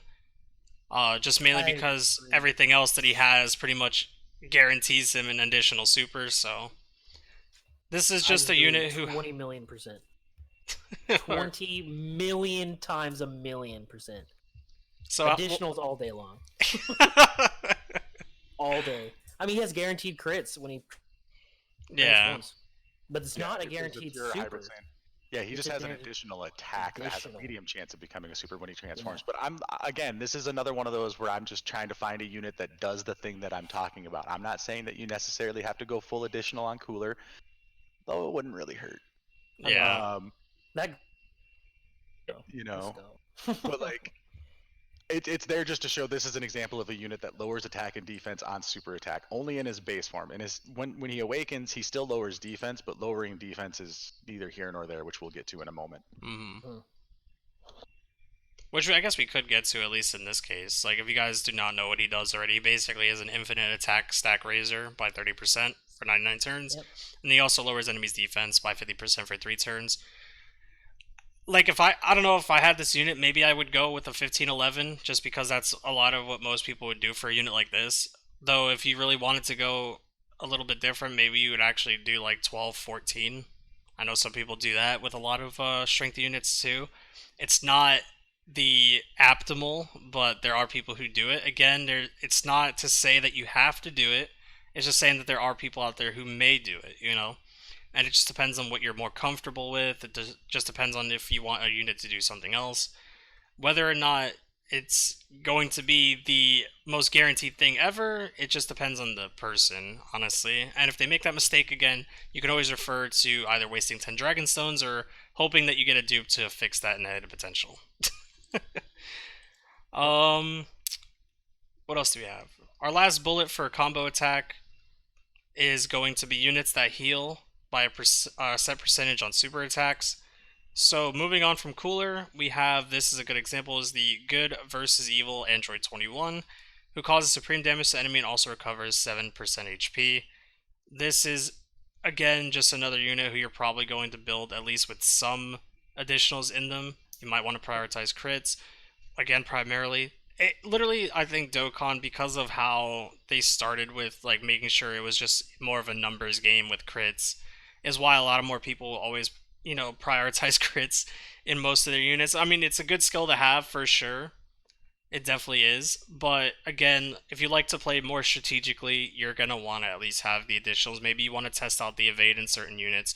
I wouldn't say put evade on cooler, but again, new players or maybe players who don't know what they're doing might make that mistake. It is all just there for the off chance that it does happen to someone. Not I saying don't, that you should I don't, do that. I don't know, man. 15.5.6 is sounding pretty good for cooler to me. You know, here's a thought. Here's a thought. Why not just make him the most versatile OPS unit ever and give him 20 evade? Now he crits. Now he does additionals and he evades. Done. Can't do it though because he's not int. You can only be 20 evasion with an int unit. Yeah. Okay, well, whatever. 15. That's still pretty high. Pretty much. So you're saying 6.5.15 is the way to go with cooler? Yes. I mana culture right Done. there. Done. And Also, don't put any crit in this Android 21. Don't be that guy. She doesn't do enough. I've tested this. She does not do any damage, like at all, even with a crit. It doesn't even matter. I just Yeah. do as much additionals as you can. The rest evasion. Yeah, Or she's split literally that, here to be because- support. And Yeah, and she's literally just a flat 7% heal, by the way. The next one that we're also going to be talking about is a flat 15% heal, who is the LR Life Form of Hate and Ruin, Cell First Form. And he basically causes colossal damage to an enemy and also recovers 15% HP. And then he also causes Mega Colossal with his 18 key super, who lowers attack and defense, by 20% for 3 turns. So overall, again, just a unit who, if you need the heals, for whatever reason you try not to get his 18 keys or 18 plus key super, and if you want him to basically lower attack and defense, then you'll gun for the higher key, obviously. I don't even remember how I built mine, to be honest. I've not used him since I rainbowed him. what is it? 15.8.3 I think is what I went with this unit. Yeah, I wouldn't put a whole lot of crit. Yeah, like I gave him because he gets 5 from being tech, and then I gave him another one, and then I just took my three dodge like I normally do. Mm-hmm. Going 15.11 on this guy is not a bad choice. But I would say this is a great example of a unit that personally I max out the additional attack on because he lowers attack and defense on his 18 key and then basically guarantees himself to heal you on his second attack if you get the 18 key off. Because I don't think I've had a situation where I've gotten my ultra super and then my additional hasn't been a super afterwards. Mm-hmm. You know? So, I mean, I'm sure it can probably happen, but I can't just remember off the top of my head if it's ever happened. But this Yeah. cell is built in a way that additionals are your best friend, in my opinion. Oh yeah. Mm-hmm. I mean, 100%. he basically guarantees himself a crit if he additionals anyway, because you get the 18 key, you additional, and You cut out like heavily. You literally cut out so heavily there. oh, sorry, I just said basically he guarantees His- himself a crit whenever he Yeah. attacks. You have his passive additional. skill. Yeah. Alright, and I think that is going to officially cover it. Do any of you guys have anything else you want to say about, having additionals on any of your units before we move on? Because I think we're going to be talking about crit next, so. Everything that we are saying, guys, is our opinion. I just want to express that very clearly once again. It is our opinion. Mostly it's my opinion because I'm the one who writes show notes. This is why you're hearing other people say, this is what I did, and this is what I did. Because at the end of the day, the game is yours. Yeah. You play it the way that you want to. But if you're the type of person that's jumping into people's discords or jumping on Twitter or in somebody's stream asking how you should build a unit, this is a good generalized guideline to help you kind of learn what mechanics benefit the most from which part of the hidden potential. So lowering attack and defense, people that heal for flat amounts, people that buff the rest of your team, those are good units to consider putting additional on. It doesn't mean that the individual units that we've shown are the best choices for you to put additional on. Like I said, I was mostly just looking for examples of the super attack ability Mm-hmm. more than the ideal unit to max out additional on. But it's this whole thing is mostly just here as a reference for you guys to kind of get a baseline of how you should be thinking about the hidden potential system and where you can get the most benefit from it. Mm-hmm. Taisha or Trevor, anything else you guys want to add before we move No, over? they just kind of add on to Alex thing. You know, I don't know how a lot of people play the game, but I know that me and I know that the besides Ty because he's Optimum. Anyways, most of us we like to do our own thing. So Yeah. I guess I've done. that's overall what it's going to come down to is just making sure that whoever plays the game has more of an idea that there's different mechanics that you can use for certain units. We're just basically providing you the examples of specific units, again, just based on how they benefit from having certain skills. Mhm. And overall, like, whether you build it that way or not is, again, will just come totally down to you. It's something that you have the freedom to do on your own accord. We can't tell you how to build it. I'm personally not going to sit here and tell you how you should build your unit. If you're happy with having something on a unit that doesn't even need it, so be it. That's just how I see it. I'm not the type of person to tell you how to play your game, but what we're trying to do here, especially with this section of this podcast, is basically just to enlighten your minds on a lot of different things that you can use in hidden potential based on certain characters. Obviously, we gave you the examples, and also maybe even the typings. Maybe you're not sure like of what a certain typing is more beneficial to have in them, if that makes more sense. But yeah, like I said, this is all just for your benefit as opposed to us just telling you what you need to do.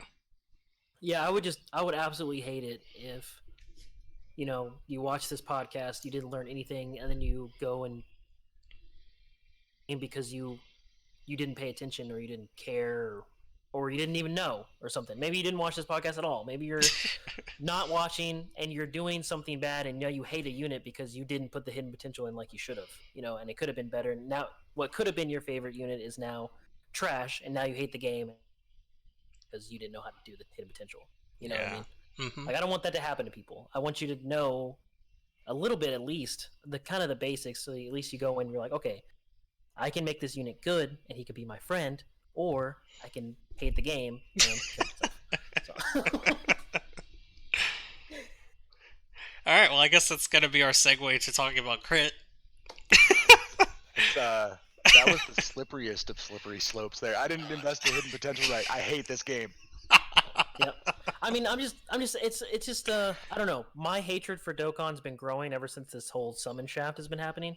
So it's little things, man. It's literally one summon can make me not like the game anymore. So I can feel where people would be like, oh, this unit is not good. I don't like this game. I spent all this time to get this one unit, and he's not good, so I don't like the game. You know what I mean? Mm, No, I Like, totally it see can what you're trigger saying. people. I understand. There's a lot of stuff in this game that can absolutely make you frustrated. Like, I don't know, going 8 multis deep on the Bardock banner and only getting one featured unit. Yep, welcome to my life, dude. Literally, Yeah. welcome to my whole entire Can we, existence. can we not talk about it? This Bardock banner has been so freaking mean. Dude, Yeah, I just it stopped. has been. I've just stopped. I did 4, and I'm like, no. I d- Alright. 900 stones, no Bardock. Yeah, I went Oof. 800 stones and I'm done. I can't do it. Or not 800 stones, I went 400 stones and I'm done. Yeah, 8 multis. this non-featured crap is getting Yeah, really frustrating. I do feel that. Even though I've been prioritizing singles because multis haven't helped. Like literally, dude, it's depressing. Like I did a multi on JP on Bardock's banner, and I got 8 rares, 1 SR, and 1 non-featured SSR. I was fumed, dude. After all the shaft from Cooler's banner on global, I'm like, is this really the last thing that I wanted to do summoning on Bardock's banner? And that's why I started sticking to singles for so long on the Bardock banner, because I was like, why am I gonna waste my time grinding out 50 stones only to end up having something like that happen to me? Even if it is a guaranteed SSR, it just doesn't make sense because its banner is so underwhelming that I don't feel like it's even worth throwing multis into. That's just my opinion. I don't ever advertise people to again, use their stones how they want. But for me, when banners are like this specifically, and I've seen the way it transitions over from other banners, I tend not to do multis on banners like that just because I may, have singles equivalent that would have added up to like multis, but I feel like at that point when a banner is just shafting me so much, it just will feel more satisfying if it's able to be pulled on a single because you're just like, wow, 50 summons down the drain, and then one single, and you get the unit. It's just like, oh, okay.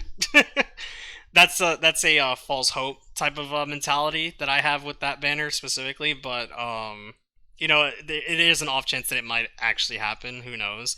It just depends on if I decide to throw more stones in the Bardock banner, which I don't think it's gonna. I don't think it's gonna be happening. Yeah, no, I'm not summoning again for a long time. This is why I plan to skip 5-year. Not gonna lie. Dude, me too.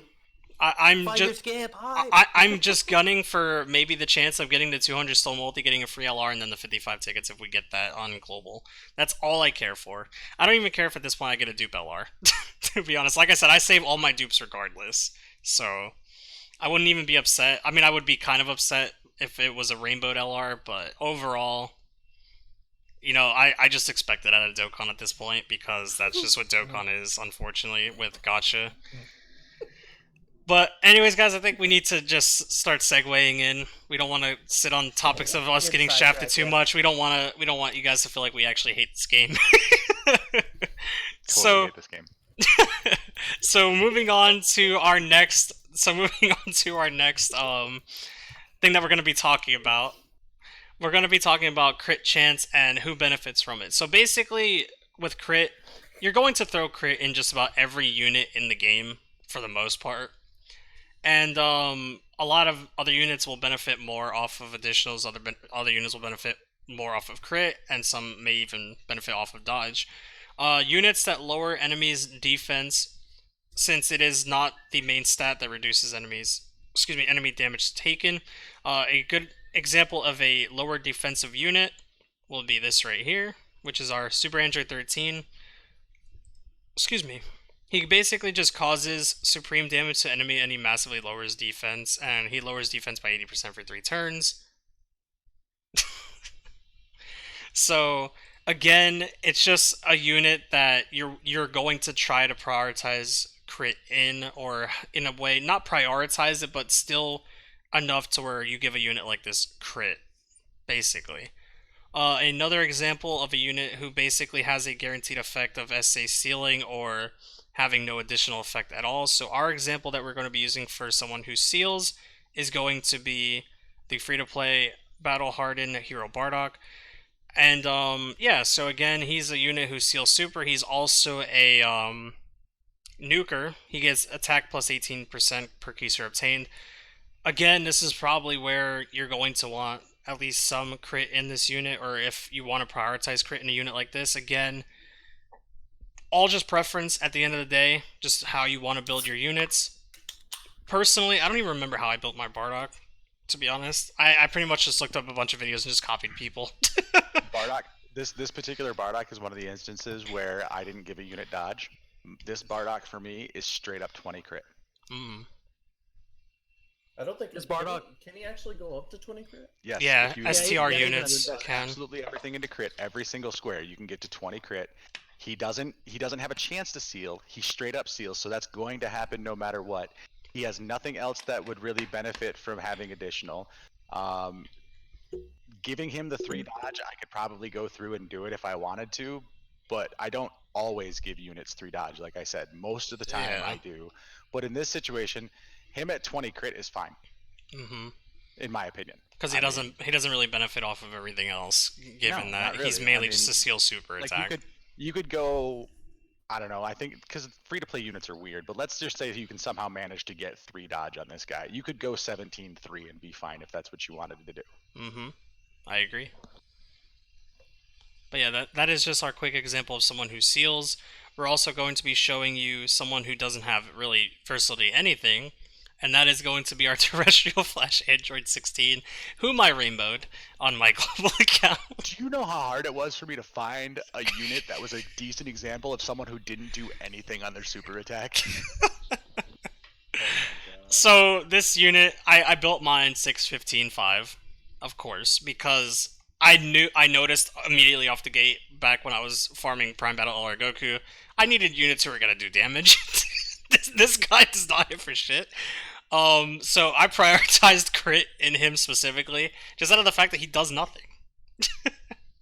I think that's what I did a lot for my Super Strike units. I prioritized. I think every intelligence unit for Super Strikes have 615. As someone who's rainbowed every single one of them, I should be the one to be able to say that. But yeah. So Alec, you were gonna, or not Alec, Trevor. Holy shit! I can't speak today. What? You were gonna say something. Well, I, I don't know, man. It's, there's a lot of units. I mean, me and Alex specifically are the two people in the world that are like, don't sleep on these underrated units. But this guy's so fucking garbage. It's not even funny. It's like not even. Because even if you get hit by the type advantage, it's still not even good. His stats are so low, he's just too. It's still bad. He's still gonna get smashed. Like I said, it was really hard to find an example of a unit who didn't do anything on his super attack. Please That don't could- waste that could orbs also on have, this guy. you know, I hidden already potential did. investment. So you could slap me on the wrist if you want. Just for normal. I mean, the only reason to use him is because he's in that easy area for, the Goku and Vegeta. But I mean, there's Yeah. plenty of other units to not. Yeah. use. I mean, Overall, you have to use them, but yeah. Overall, don't. again, this is just something that Alec prepared for a unit who's versatilely does nothing. To be honest, I will say with the crit, he definitely was a big help. I think out of everyone for the LG, or not the LG, everyone for the Prime Battle LR Goku event, I think he was hitting arguably some of the best damage in comparison to the other units until they released Stage 4, where you were able to use any unit, or like any of the free-to-play units, and then SCR was like your main go-to cards. But Yep. surprisingly enough, 16 on Stage 3 was actually doing really well for me, and I rainbowed. I think I was the only person who was like, you know what, I should rainbow this to farm LR Goku, because having the additionals, and I realized like having the additionals crits and maybe even the evade was actually being a lot more helpful to me. It gave me more comfort farming the 777 medals, if that makes any more sense. But overall, Super Strike units are just so old, guys, no matter what the case is. Again, this is just an example mainly for the crit aspect. But since we are kind of talking about a Super Strike unit, do not rainbow Super Strikes unless you're a masochist like me who wants to go through that Hey, and just throw orbs away. See, I don't know what you Cool. guys are talking about. Like I fucking don't chill. I don't see anything wrong with this unit. Like it seems okay. He's He's okay. again. I am the proponent of not saying a unit is trash. There are situations where this unit has its uses. Yeah, I mean, Is he he- going Yeah, to have you know, uses in as many 100%. spots as, let's say, the other Android 16? Oh, hell no. But then he's summonable though, so not everybody can have Right, him. that's what I'm saying. I Yeah. mean, but like, summonable units are better than free-to-play units, but in the end, all of the strike units can be used. If you build around them, if you build a team that supports them, they can be used, not to the highest of effectiveness, but they can be used. Yeah. I mean, he's got things. I mean, And if I you mean, were he's gonna wreck a tech event. if you have somehow the weirdest luck of all time, and you've pulled LR Agile Gohan, and you just haven't pulled any other 16 in your entire life, then you could use him to do his active skill if you want, if you're Yeah. feeling it. But then he has But I mean- he has no lead support if you do it that way. I mean, if you run it on Android Cell Saga, I guess that's a little bit different. But Yeah. Well, yeah. I mean, obviously, I mean, you couldn't run a normal 16 on his category anyway. Mm-hmm. Yeah, this unit know is what I mean? garbage. like, I understood what you were trying to do, and I was trying to support you while you were doing it, because I really am a firm believer that if you build around units, they can be useful. Not the best units in the game, but you can still use them to complete events. Yeah. I mean, You know. you could complete an event if you're a masochist and want to deal with this card dude. not doing anything. All right, dude. Next year, when I've had enough time to do all the stupid world tournaments and rainbow all these stupid guys, I'm gonna take a full Super Strike team through Boss Rush 9. Bro, what a challenge! Do it. You could probably beat Boo easy. Do it. He's not that hard. Just takes a I long mean, time. guys, I'm the one who spent 3.5 hours doing a double physical Botomagetta no item legendary Goku event. You guys don't think I'm gonna do stupid crap like that? I mean, Goku Alec, Black. I love you to death, and I have to point this out.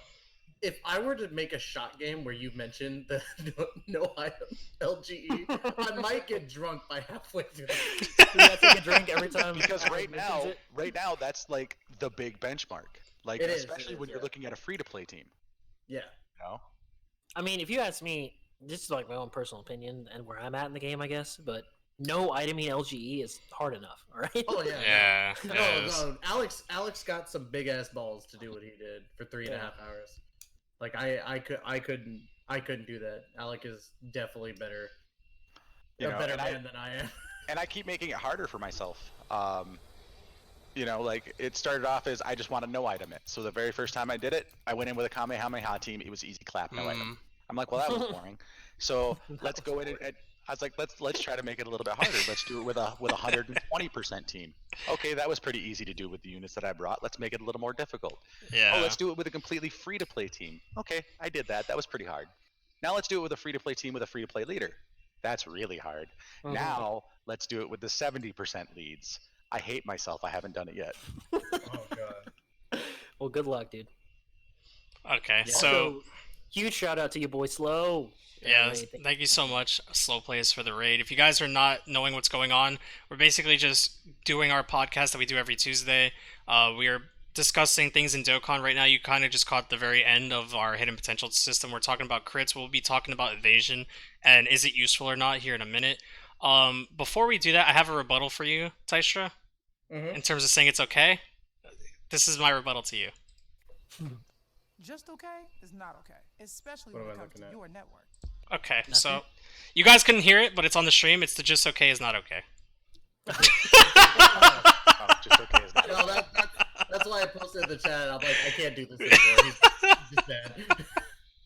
The stream can hear it, but you wouldn't be able to hear it. It just let you know it is there. Oh, okay. But yeah. I'll have to rewatch. You can do that tomorrow at noon on YouTube. Very true, very true. I am not joking when I say I am the lord of shameless plugs. Alright, so our next thing that we're going to be talking about in Crit is a must-have unit for those who counter. This is units that we're going to basically be showing you who counter normal attacks, who counter, super attacks, and then we'll be talking about other things as well. We'll get into AoEs in a second. So, for units who counter normal attacks, again, this is where you want to at least have Crit in a unit. No introductions needed. We're going to be basically talking about Omnipotence, Super Saiyan God, Super Saiyan Vegito. That's a mouthful. Oh, that's much better. Having this unit with crit additionals, and maybe even if you want to be like me who decides to throw the 3 dodge in the unit, again, just a personal preference of why I threw it in there was just because at the time I thought it was cool to, be able to get a counter attack and not take damage. If I had the option, which I do, to go back and change his hidden potential, I would, but I don't feel like doing it. I'm too lazy to do it for him, and at this point I'm just so used to having him with the 3 dodge that I just don't feel like changing it. But this is a unit who will benefit heavily on having crits in him, just out of the fact that he can additional multiple times, which can also be super attacks, which you can also crit on those as well. Also, thank you guys for the follows as well, and thank you for anyone who's hosted and or rated the stream in the last couple hours that last hour and a half that we've been doing this. I do appreciate it. I was gonna do all the shoutouts at the end, but since my alerts are going off, I'll just basically give you guys the overall sum up of that. So thank you guys so much for all the support. I appreciate it personally, and I'm sure the panelists do as well. If you guys are also, I'm going to shamelessly plug this now just because everyone is so far tuning in. If you guys are not part of the Global Gang podcast, check out all these other guys in the panels right now, Alec, Tystra, and Trevor. You guys can get all our access links through that link tree right there. There's also the Discord if you want to join the Discord. If you have any questions you want to ask us, maybe on the Q&A section, you guys can ask us here or in the Discord. And if you also want to check out the YouTube channel, this will be archived tomorrow at noon. You guys can also watch the this podcast again from the beginning to finish over on YouTube tomorrow. So other than that, we're going to be moving on. I guess I'm just not going to play music. I had music set up for this, and I had this tab open the entire time, and I've never played music, so we're going to just close that. I was like, we got 15 minutes in, and somebody's like, "Where's the music?" And I'm like, I forgot." I mean, I had it up. I was gonna play it, and I just got so interested in just talking that I just didn't think music was necessary. I'm gonna be real. There you go. But it's been fun. But yeah, again, guys. So another unit who is very good on actually having crit. This Vegito. I mean, his counters definitely are gonna go a long way, especially with the crits. His additionals on top of that, if you build them with additional and crit, this unit just becomes a monster overall. I mean, he's one of the hardest hitting units in the entire game as it is right now, especially with his EZA. So definitely, if you have the opportunity to throw in additionals and crits into this guy, prioritize that heavily in him. I wouldn't necessarily say go dodge, but I went 3 dodge because, again, that's who I am. But a perfect example of a unit who can get counterattacks on normal attacks, and if you're on a harder event, the crits come in handy because the crits will arguably do more damage. 100%. Sometimes save your shit. That too. Oh yeah. Yeah, Yeah. I Oh, full-heartedly agree.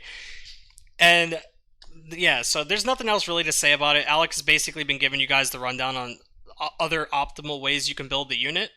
So Do you'll not see call him. what I'm saying optimal. Okay, fine. I'm just saying these are the things that I would suggest. They are no way, shape, or form optimal. If you want optimal, Levi's. Yeah, Very Levi's true. Very true. And moving on to people who counter SA, another reason why you're going to want crit in a unit. And without any further introduction, I'm going to just announce it as myself. You can get the Anthony J-Mo card, because this is my favorite unit. This is the reason I chose the card, too. I know for a fact that that's why you chose it. I'm going to be honest with you. The minute I looked at the show notes and I saw this Goku, I was like, he did this shit on purpose. But again, guys, it's another example of a unit who will benefit heavily off of crit based on the fact that he can counter super attacks. It's going to be a very useful skill for this unit specifically. And he's also someone, when he gets super attacks, he can massively lower defense by 80% for 3 turns. He also gets 100 attack, or he gets 100% attack boost as well. And then, just everything about this unit. Counter with tremendous power, overall, you gotta prioritize crit in a unit like this. At least in my opinion. I don't even have dupes for mine. I actually bought mine for the red coins, which I shouldn't have done. I could have bought an LR, but I went with Goku because he's my favorite unit and I never had him. I caved in enough just to get him and I said fuck the LR. That was on at the time. Dude, I do the same thing. But this character's been, this card, not even character, this card has been something that that just held the throne as like my favorite unit. Not just because of what he did, not just because of his art, but everything that he does, everything that he has in him, I just think is just so unique about this card. He's not LR Super Saiyan 4 Goku by any means, but he's just that unit that just has everything that I have no words. Literally, I have no words. He can hit almost as hard as Super Saiyan 4 LR. I guess maybe that's the big thing too. He's like the best linking partner for Super Saiyan 4 Goku, if not the best. And it just makes me enjoy this unit a lot more because I've always enjoyed the design on Super Saiyan 4 Goku. So it's sort of like a favoritism bias type of thing. Even though like you'll see a lot of my stuff on my own stream as UI Goku, but this is like always my favorite form of Goku. I just think the form looks badass. Just everything about it just speaks like this is me in a way. So this unit was an instant cop over an LR any day for me. But again, it's also a good example of a unit who can benefit heavily off of crit. Again, we're gonna try to get back on track here. With his counter attacks on super attacks, it's just so strong to have on a unit like this. You can also build him with additionals. I don't think I'm ever going to throw dodge in this unit specifically. Just my personal agenda. I know some people, even myself, I've said I've thrown dodge into certain units.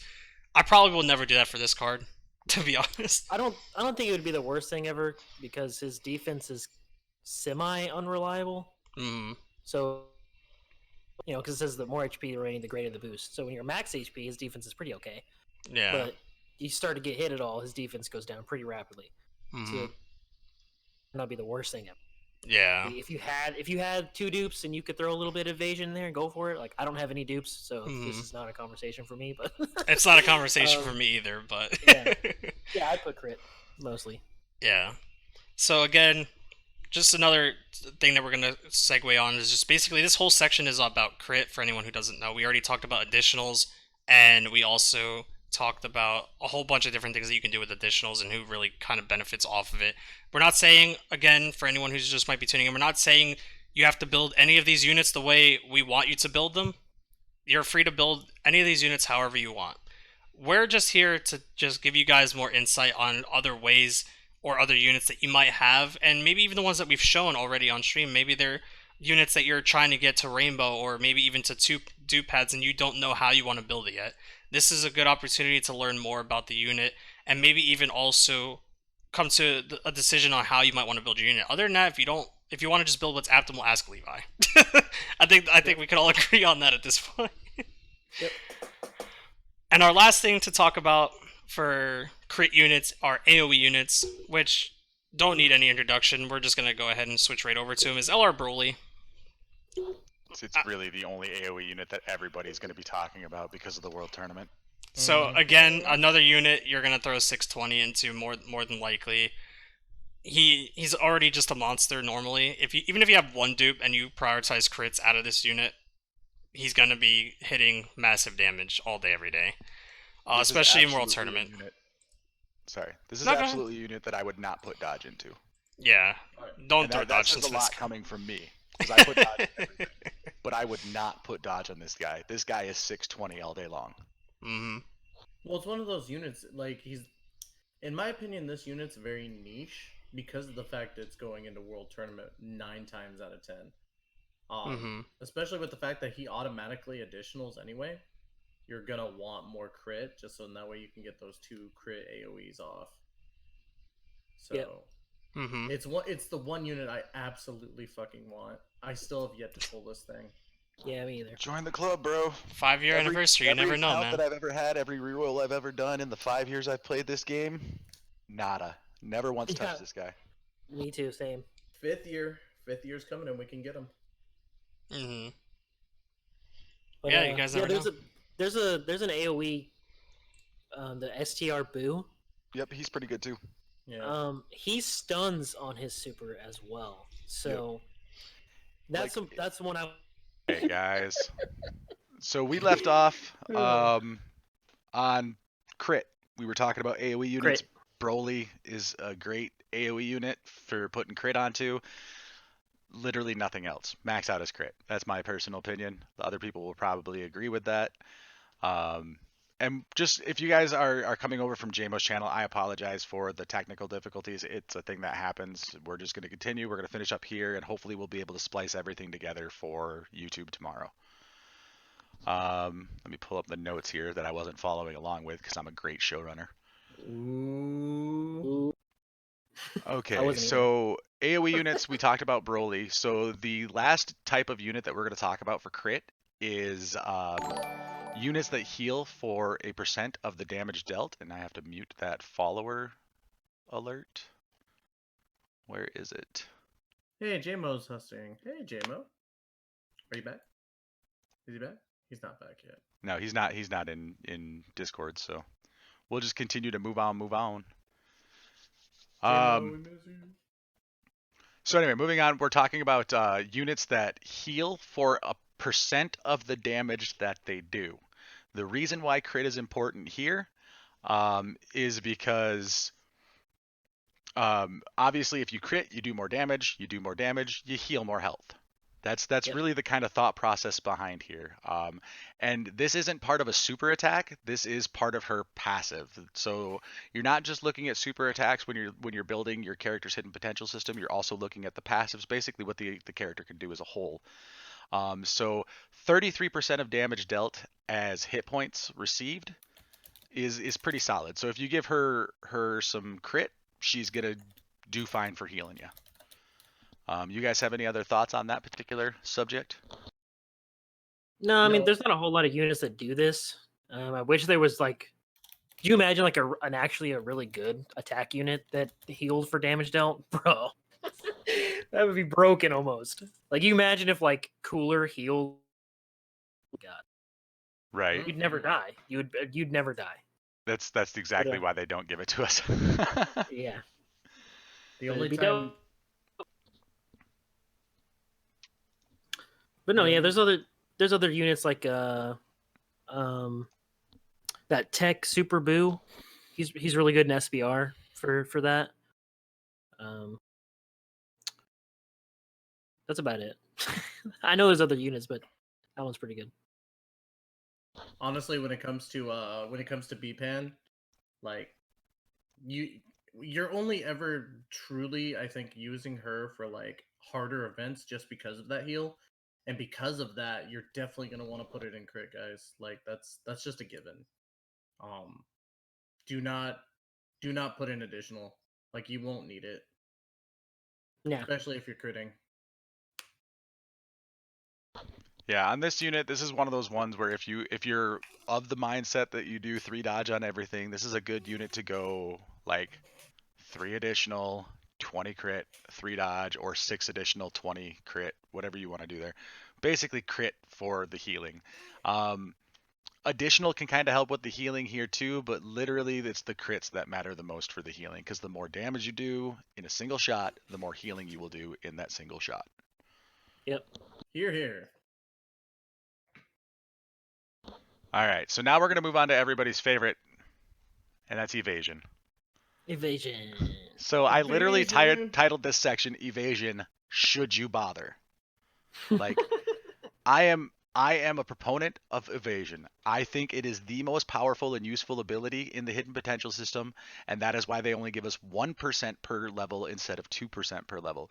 The ability to take absolutely no damage is so good in harder events, which is why I say it's worth it to put minimal dodge in. I am not saying it's so good that you max out your dodge. That is not what I'm saying. I want to get that out now. So it is great for support units, units with low defense, though every character can benefit from it, which is why I'm a proponent of minimal dodge on everybody. Level 3 on non-intelligence units, level 5 on intelligence units, and then after that, do whatever you want. I'm not saying that you have to do it. That is what I do. And most of the Dokkan community will tell you never sink points into evasion. I disagree with them, but that's me. What do you guys think about evasion? I like it. I'm on the same boat as you. I don't have a lot of dupes in a lot of my units, so I don't really get a chance to do that. But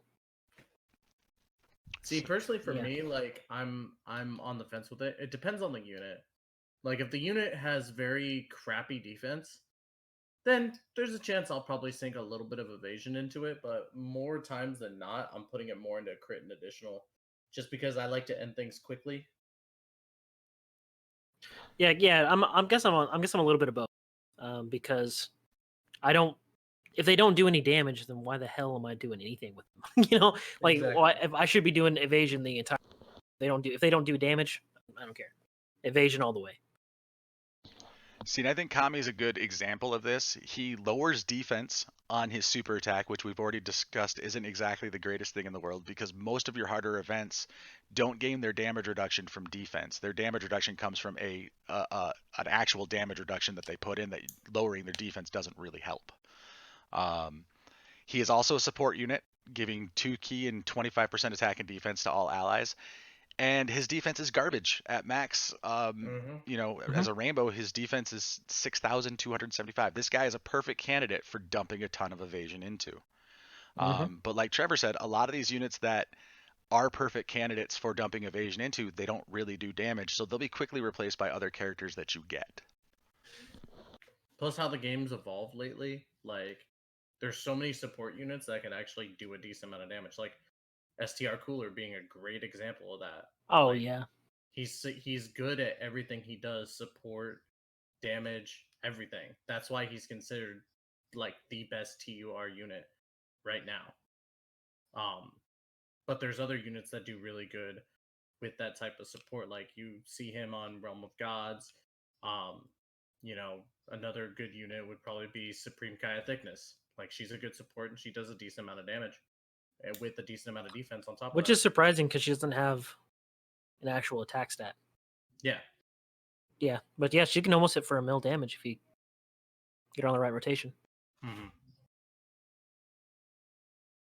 So, like, there's plenty of other units that are great support compared to Kami, but in those instances, like let's say Namekians, like he's one of the few supports you're gonna have for Namekians. So you're definitely going to want to make sure that you build him properly because of that fact. He may not be able to do a lot of damage, but he's going to be able to at least like give you that support. But you don't want to get hit because he's just glass everything. He's except very for- fragile. Yeah, he's an old man, right? Mr. Popo.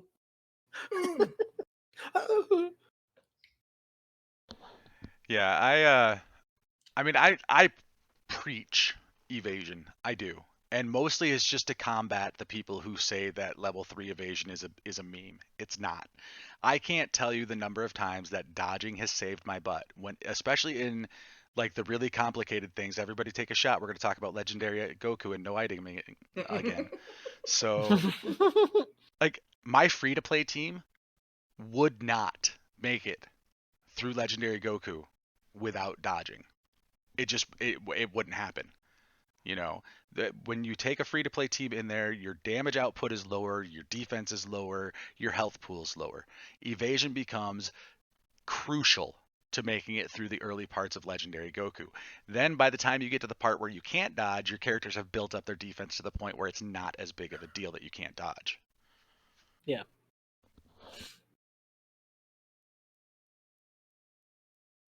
Yeah.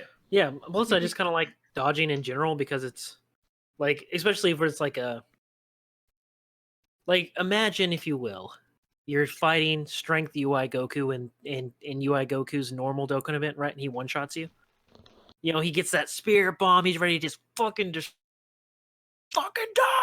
and then you just whoop, evade. Kid Vegito comes out and sticks both of his fingers up, and he's like, "You know what? I don't think so." Both of his little chocolate fingers. There is one thing I could say about when it comes to evading units. There is nothing more satisfying than watching their little thing come up, and then you're like, "Oh yeah, Yes. you dodged that so much." Like when Caulifla dodges for me. Oh, I turn a quarter. I'm just saying. Right. No, it's good stuff. It's good stuff. Especially if it's like a super clutch dodge, like please dodge, please dodge, please, and then boom, happens. You know, yes, this is all I wanted. This is my whole life. Yeah, don't sleep on dodge. So this actually brings us to the end of everything that is quote unquote prepared for the episode today. The rest of this episode is going to be open up to chat and to us. We're not going into the Q&A just yet, but we will interact with you guys more in this section. This is what we call I don't know, I guess like an unscripted state of the podcast. That might be our best way to describe this section. But basically we're on episode 9, which means we've done 2 full months of this podcast. And I think let's get something to look at here. Hold on a second. Oh, we're bringing out the stats? There we go. No. We're just going to look at a puppy run while we talk. Look at him. Look at B. B's running. Yeah, that's my B. That's a really good Hercule, dude. What, you never heard my Hercule? I've never heard you do a Hercule before. Yeah, he did it before. Yeah. Oh. Yeah, all right. My Jin Boo, you're going to go down, buddy. So one of the things I really wanted to talk about is over the course of the last 2 months, what things we've done that we like, what things we've done that we can see improved. Outside of tech issues, because we've all had tech issues during our during the podcast in the past few weeks. Internet dropping. I mean, Trevor can't even host them right now. Which, speaking of that, the last Tuesday of every month until Trevor gets his stuff back up and running, we will still be hosting. We'll be following the normal order rotation. You know, me, then Anthony, then Tystra. But the last Tuesday of every month, we're going to host on Trevor's channel. Because he's kind of missing out on the views and everything else that come from the podcast, which are, you know, important to us as content creators, you know, so definitely want to hook him up with that. And hopefully he'll be able to get his stuff up and running here soon, and he can start coming back into the rotation. That would be nice. We have to wait for this whole thing, you know, this whole COVID-19, you know, after that happens. Right. We'd probably be okay. So after the world ends. Yeah, after the world ends, yeah. Right. To kind of put it as a thing from me, and I think I I can speak for the rest of us here when it comes to the whole thing. Um, how we view it, guys, and this is something that we want you guys to understand, is that if we do it big, we do it big, then great. But we're not doing it big and leaving any one of us behind. We're all here to help each other out, and we all want to see each other improve. And that's why, when it came to this, we didn't go, okay, well, Trevor's shit is not working. Too So bad. fuck them. Too bad, too sad.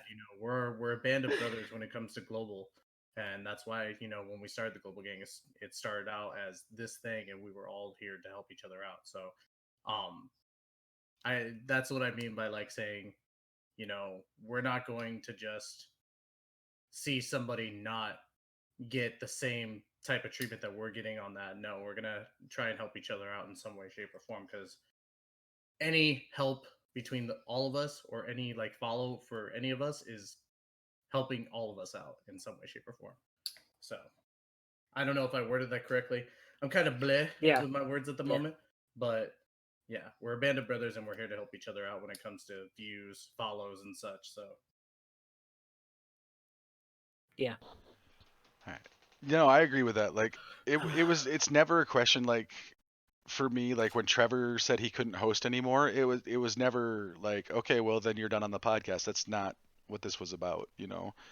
I mean, and like Anthony, he's had internet issues the last couple times he's hosted, but I'm not going to boot him off the podcast for that.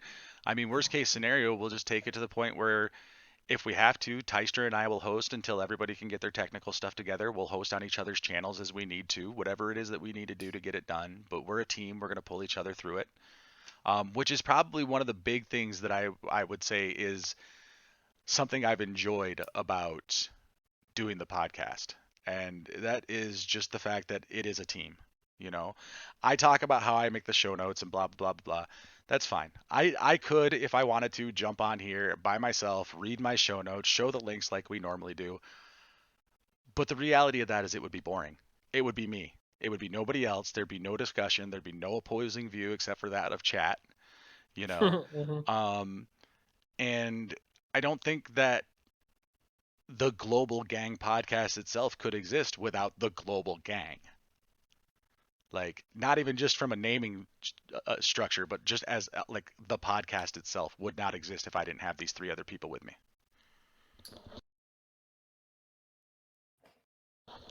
I love you guys. I love you guys. Normally we save this crap for after the podcast. No, but enough kissing each other's butts aside here. um, what is it over the course of the last 2 months? Like, what's one of the things that you guys have really found that you've enjoyed about the podcast? I don't know.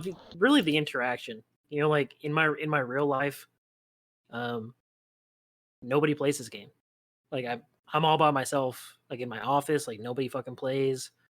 At my old job, I had one guy play, but he's like on a different shift, so like we didn't really want to talk to about it. Like I couldn't share my thoughts, couldn't share my opinions. And now, especially when I'm not streaming, I definitely can't share my.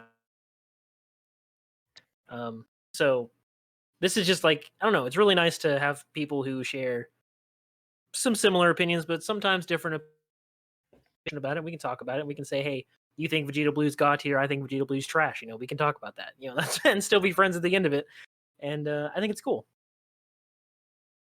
For me, when it comes down to it, is like, as a Dokkan streamer and with the growth that I've had on my channel, like I grew just by kind of just learning from other people. So I took this more so like I took it at first as like something where I was like, this could be fun. Who knows if it's gonna do something? But like I couldn't have imagined, like, just with the 9 episodes that we've been in, how far it's come. I've I've grown more knowledgeable in the game just by being around you guys. Um, because before I felt like I was decent with my knowledge, but all the stuff that you guys have showed me, whether it's websites or different builds and learning about certain cards and how they do, like, it's caused me to kind of look at the game differently and be like, okay, there's there's something here. With all these different viewpoints and everything, like we can actually like it's great to be able to actually like be that voice for global. And the fact that, we can actually have some sort of representation, because we know that JP has their representation with their, podcast and all that stuff, but global doesn't really have that. We do now.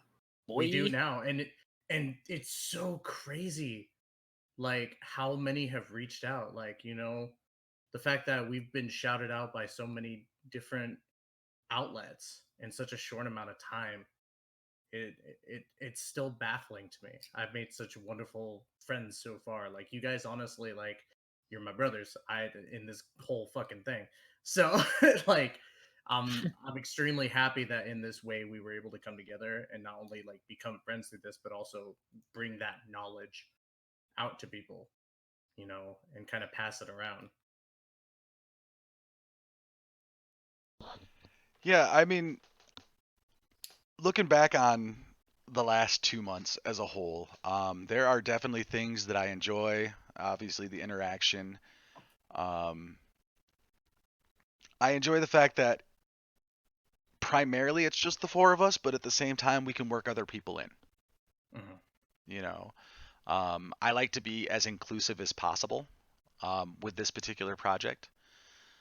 Um, but then again, on the other hand, there's definitely a lot of stuff that we can work on. I mean, outside of our technical issues, um, like for me personally, I could probably do a much better job doing details in the show notes.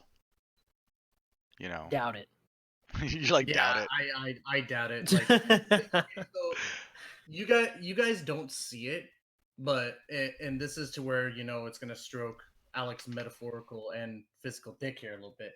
Whoa, whoa, whoa! No, This don't touch me. don't touch me. I need an adult. but but to be perfectly honest, I think Trevor can vouch for this too. This dude, on average, updates the show notes 3 fucking times a week with more details, with Yep. more stuff that we got to take care of. When news comes out, instantly hitting us up like, should we cover this? Should we do this? Should we do that?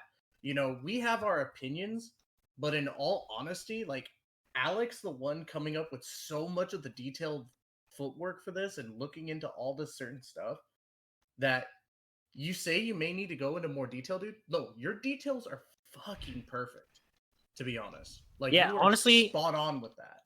honestly, fucking chill, dude. All right. Okay, let's see if I can show this off. All right, here we go. Are you gonna bring up the show notes? Yep. So this is this week's Uh-oh. show notes right here, guys. This is backstage information. This is not stuff that I normally show people, but since we're talking about it, I'll show you what it is that I do. And this show is actually rather different because I intentionally made the second half of this show unscripted. So all that stuff that we blew through at the beginning, that was it right there. Those Almost were a full page. and we just blew through it in like 10 minutes. Yeah. This, hold on, we're still going.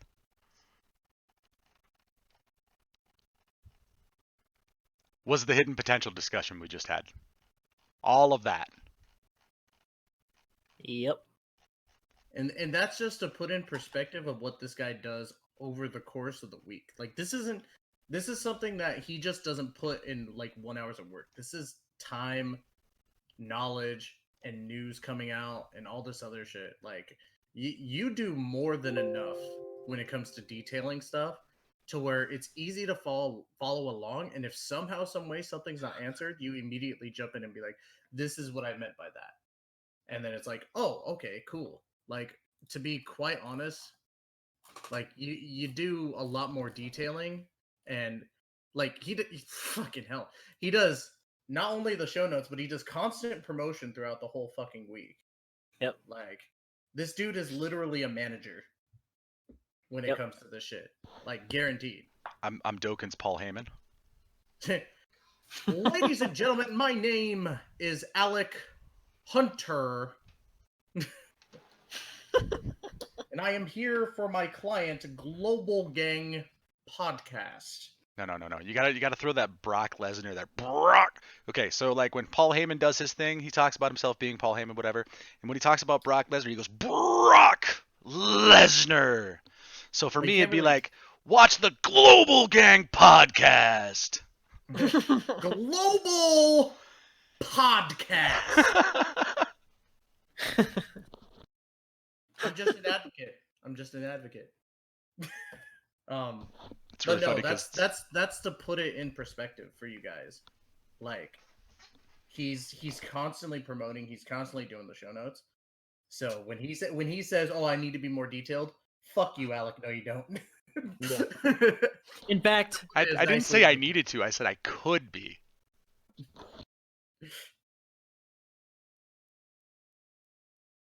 Don't. You do a great job anyway. Thank you. Fantastic job. But what about So. things that you guys would like to see improved as far as Tystra, Trevor, chat, anybody, stuff that you guys would like to see added to the podcast or stuff that you guys would like to see, talked about more or addressed differently? I mean, because this thing's not going to grow if we just keep doing the same thing every week. Mhm. It's going to grow because you guys want it to grow, you guys being chat.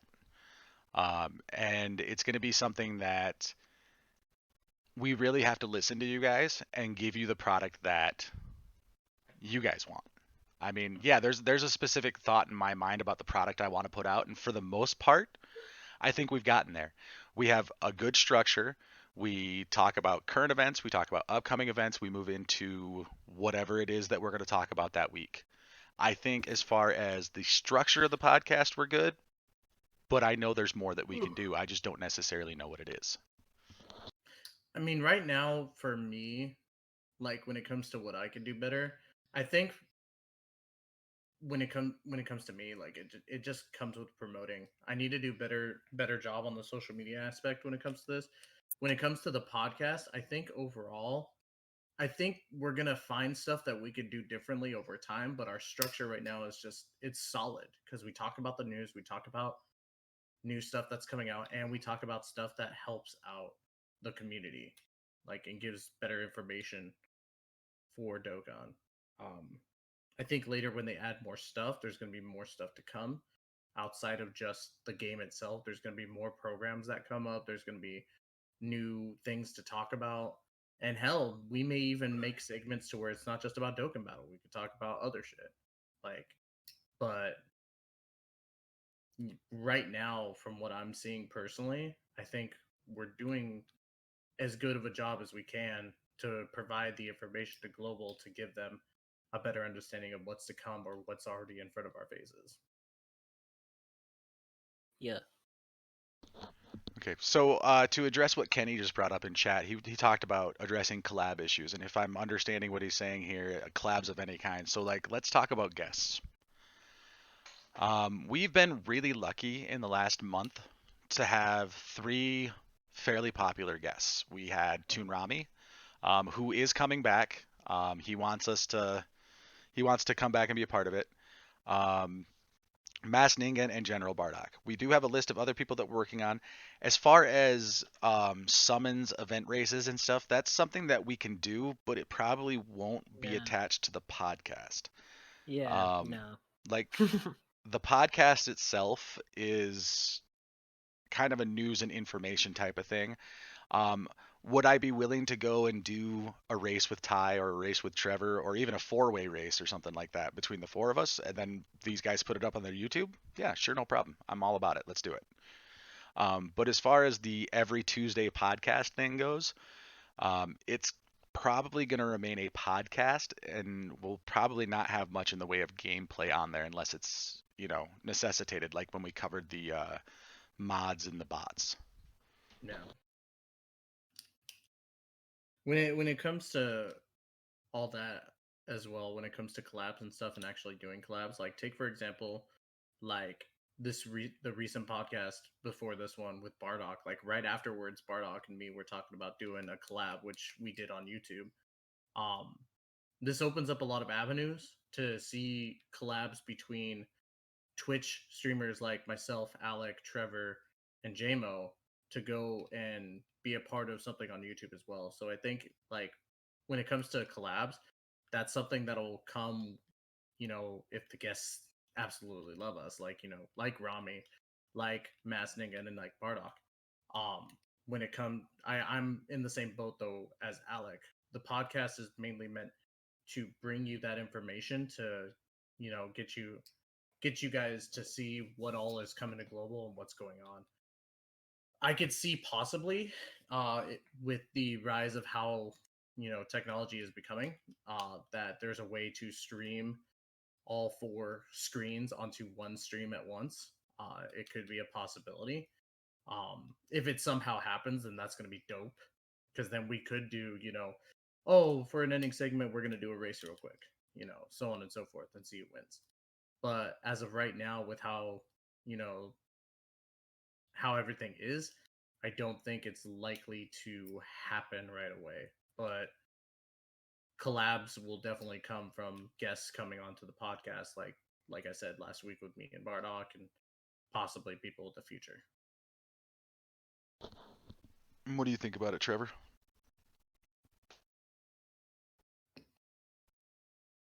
Is Trevor dead? Trevor's dead. Oh Everybody, no! Trevor's dead. It's me and Alec. Oh no! Oh no! We've killed Anthony and Trevor. No! No! No! I ate his face. Was it tasty? Does it taste like Mountain Dew? I figured it tastes like Mountain Dew. It kind of does. It's like Kickstart. It's like Kickstart. Oh no, thanks. You can have it.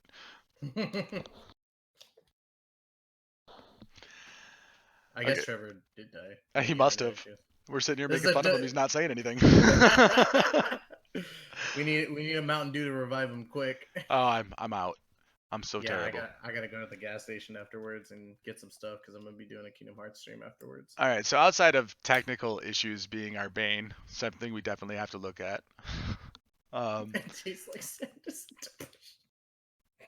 Tastes like sadness and depression. All right. Since we're kind of on the subject of guests, let's kind of talk about my mindset when it comes to guests versus what you guys as a whole, chat, the other panelists, whatever, want to see as guests. So when this whole thing started, I was hard set on global only. Like JP has their crew, their people like Nano and Truth and those guys, they are massive. JP gets all of the attention. And I didn't want to bring any of that attention to this. But this podcast isn't necessarily about global Dokkan. I know it is the thing we talk about the most. It is about Dokkan Battle as a whole. JP players still have experience, they still have knowledge, they still have valuable information they can bring to the table. So I'm perfectly comfortable now with inviting JP players on. The problem is that most of the ones that you guys would probably like to see are so big that they don't even know who we are. Yeah. But in that vein, on the Global Gang Discord, which if you go to this link tree, you can get that. I have added a section this morning about suggesting guests. These are people that you guys want to see. They can be pipe dreams. Go ahead, put Nano on there, put Truth on there, put D Free on there. You know, these people who are well outside of our leagues, because growth is a thing. Growth is something that will happen, and maybe eventually someday we'll be able to get those down there. Now, talking about upcoming guests, I will give you a list of people that I am looking at. Some of these people I have contacted. Some of these people I'm currently working out schedules with. Not all of them. Some of them I've yet to contact. So like just a quick rundown. Slow Plays, you guys have heard us talk about him before. He is definitely on the list of people we want on the show. And I believe Anthony is working with Slow Plays trying to work out a schedule for that. Who else? Jay Fanta is probably one of the largest names that I'm really looking at right now is Jay Fanta. I know Ty has a connection to Jay Fanta of some kind. He's my boy. He's your boy. He's your boy.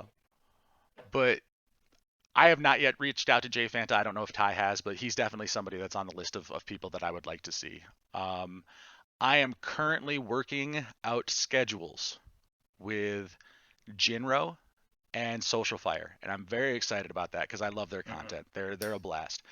They are Um, absolutely funny. if you guys don't know, they are actually a couple in real life. They live together, so we would like to get them on together at the same time. Um, but the issue with that is scheduling. We do the podcast during the weekdays, when a lot of people work. So in the future, when we get people like Jinro, Social Fire, potentially Havo High, I already know these people's schedules are not going to work for when we do it. So when we get those people, if we get those people, the podcast will not be at noon Eastern. It will be at whatever suits the guest schedule. Hmm. Now that means not everybody, like not all of our normal panelists are going to be there. Trevor has other things that he has to take care of. Okay, I'm back. Um, welcome back, Trevor. Sorry about that. My internet was being stupid. Nope, you're fine. What So were y'all saying? we're talking about upcoming guests and how, Oh, like I've talked with you guys like about Social Fire and Jinro, that if we do it, if we have them as guests, we're not going to be able to do our normal stream time. Same with somebody like Havo High. In those instances, we will adjust our schedule to make sure that we get the guests that we want to get. But um,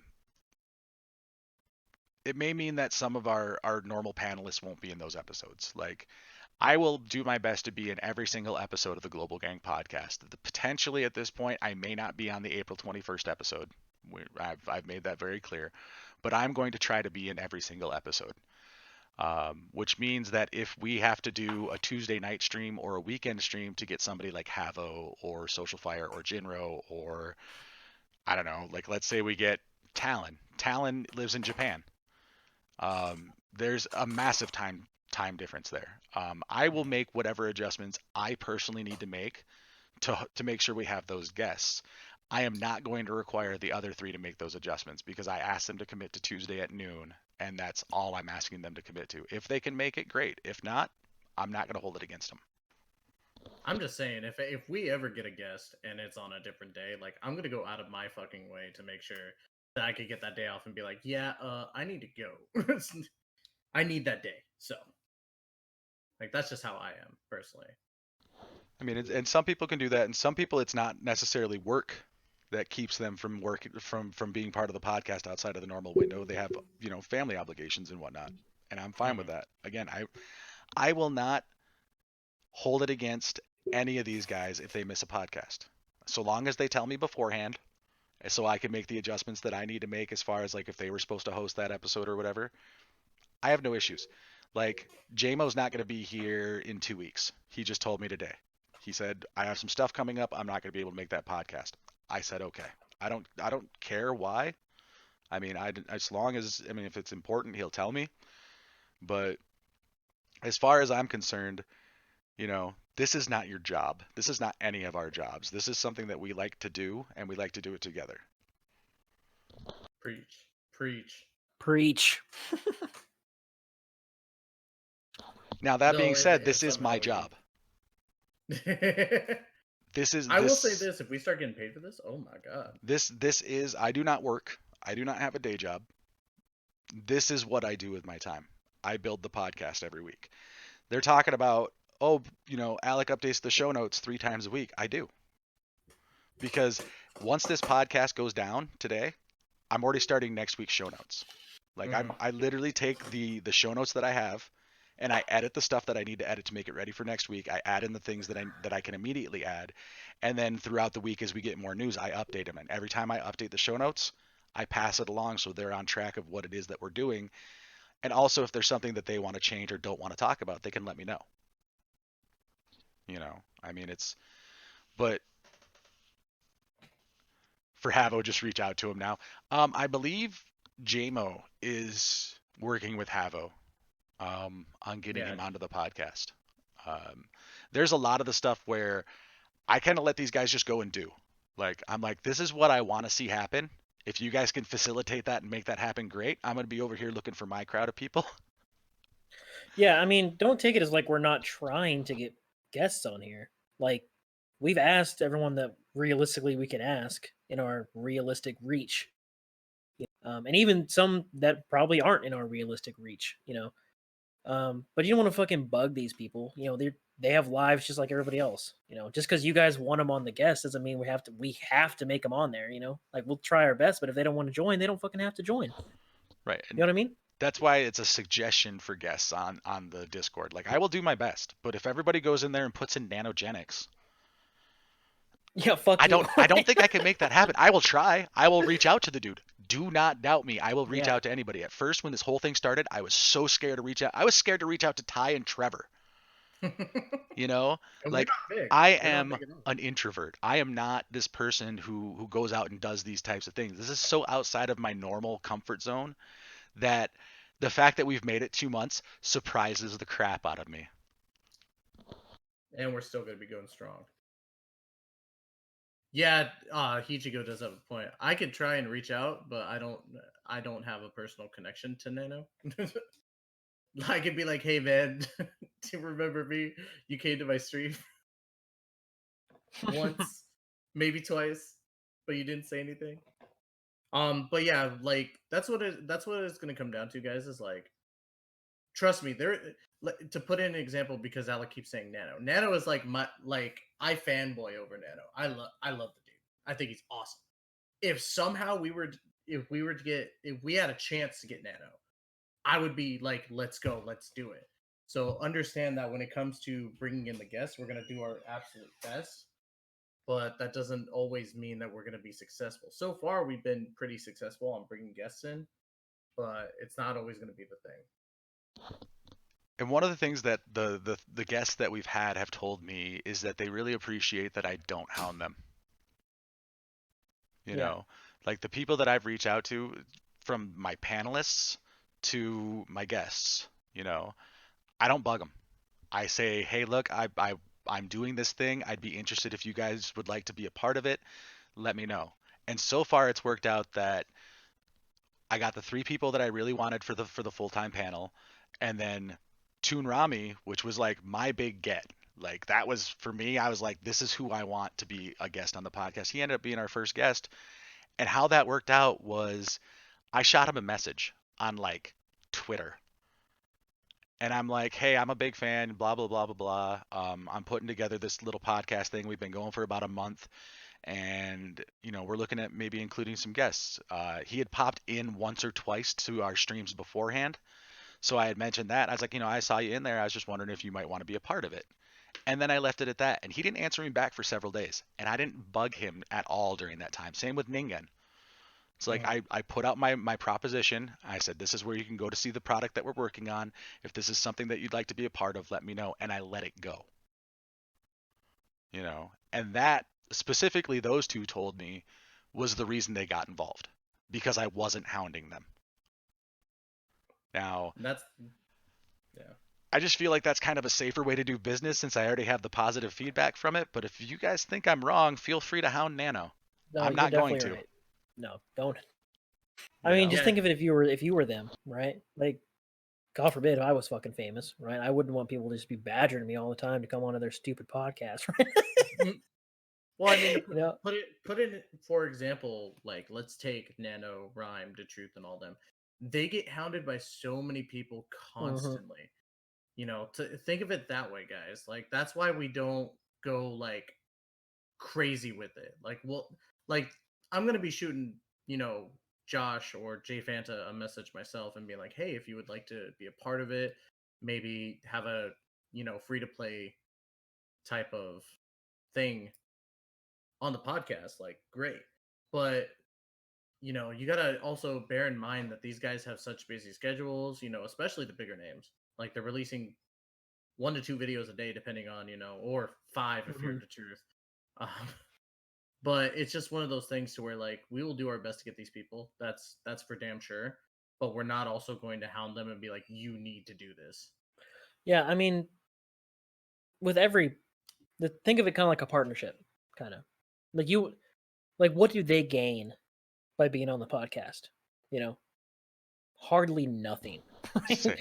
Like if anything. if So I mean, anything, we they would benefit more from having guests than guests benefit from exactly. being on here So like because we're tiny. if we were huge, then yeah, JMO or Yeah, JMO would love it. No, um, Jay Fanta or the Truth, they would love to be on here because it gets their name out more, right? It makes them more known. But right now, that they'd only be helping us, and they were like, I don't get enough from that transaction, you know. Yeah, I mean, like, so I am by far the smallest creator of the team. I have just under 300 followers. And that even 150 or so of those have come since I started the podcast. There you go.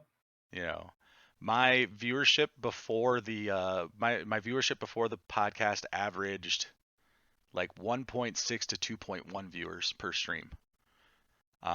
In the 2 months since we've done the podcast, my streams now average 7.3 to 7.8 viewers.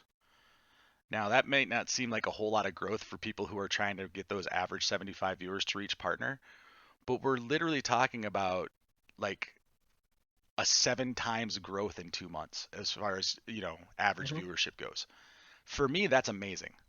And I'm very happy with the results that I've seen, but I'm also the one that steps up and says, I don't give a damn if people know who Alec Hunter 1982 is. I care that they know who the Global Gang podcast is. And every single one of these guys, every time I say that, be like, shut up, people know who you are and you can't stop it. And I get that. But I'm not here to promote me. I'm here to promote us, you know. And like I really don't care if I become famous. That's not why I'm here. Like my goal has been and always will be to build a community. And this community, you guys in the chat, our guests, our panelists, all part of that community. And Levi spent half the show telling us we were wrong when we were talking about hidden potential, and that's Yep. perfectly fine. That is perfectly fine. I'd love to sit down and have that discussion with him sometime. Levi may end up being a guest on the podcast at some point. Oh man, what a I'm what a not podcast. I'm not gonna sugarcoat it. Like people like you guys who are I don't want to say argumentative, active in chat and respectful with your opinions may someday end up on the podcast. It's not just about your content creators, guys. Like I said, JP players, they have knowledge, they have experience, they have wisdom in the game that they can share. So do people who have never been on YouTube or Twitter or Twitch, Hmm. you know. But it's going to be a lot harder for um, it's going to be a lot harder for folks that are in chat to become guests because you're really going to kind of have to stand out and participate. Like right now, there are several that I have my eyes on that, should it come down to it, we might just do like an entire chat guest day and pick like 3 or 4 people from chat just to be a part of the podcast for that week. These are all just kind of ideas that are steamrolling, just rolling around in my head. You know, I mean, and I haven't really discussed a lot of this with Tystra, JMO, or Trevor either. I mean, these are all literally things that just float around inside my head. You know, but Yeah. Oh yeah, I'd be down with that though. do you two have any specific creators that you would like to work with For as me far as having personally, guests on the podcast? my pipe dream is always going to be Nano. Right. I'm always gonna say that. One that I think that we could get eventually, and I would definitely like to because I like his positivity. I like how he is as a person. I've never heard any problems or had any problems with him, and he's been supportive of my channel as well. Whenever he has the chance to come by, I would definitely like to see either. Well, this works for both of them. Uh, Jay Fanta or Tiger. I would definitely like to see either one of them. Um, just because of what they bring to the table and how I don't really see too much negativity between them, and it would be more of a positive discussion about how Dokkan is.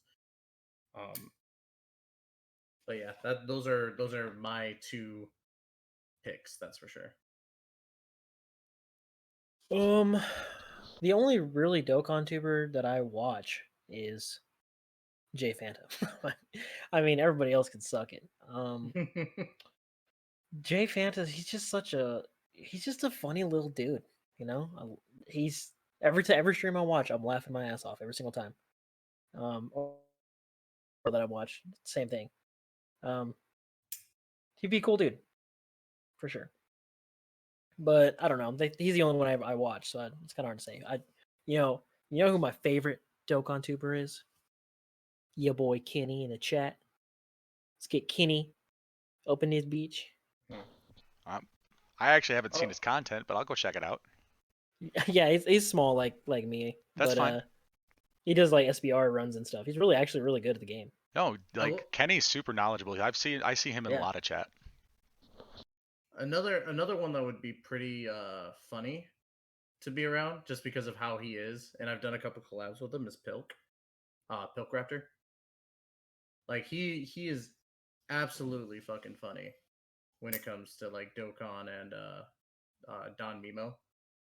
Like he does the swole arm I think it's Swole Arm Wednesdays, and basically like all it is a picture of Hestia being tied up, and then it's a picture of Glenn Quagmire with the one beefy arm. So like he would be a fun one. He does a lot of damage testing, so he knows a lot about APT. Uh, Ew. so like he can kind of give an insight on the best teams to form towards optimal damage. Optimal. Yep, optimal. Optimal. Yeah, I mean, I think there's not a quote unquote optimal player amongst the four of us, so having optimal people as guests would be kind of fun. Though Trevor and I are going to sit there half the time going, why? Yep. Why? Why would you run that team? Why? Why? Why? Like, where's the Why? fun? Why are you running 3 units on this team that aren't supported by your leader? What's wrong with you? Yep.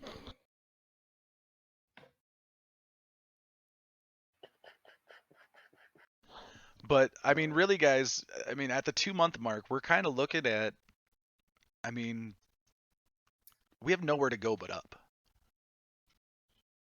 You know, I mean, I don't think it's a matter of if we're going to grow, it's a matter of when.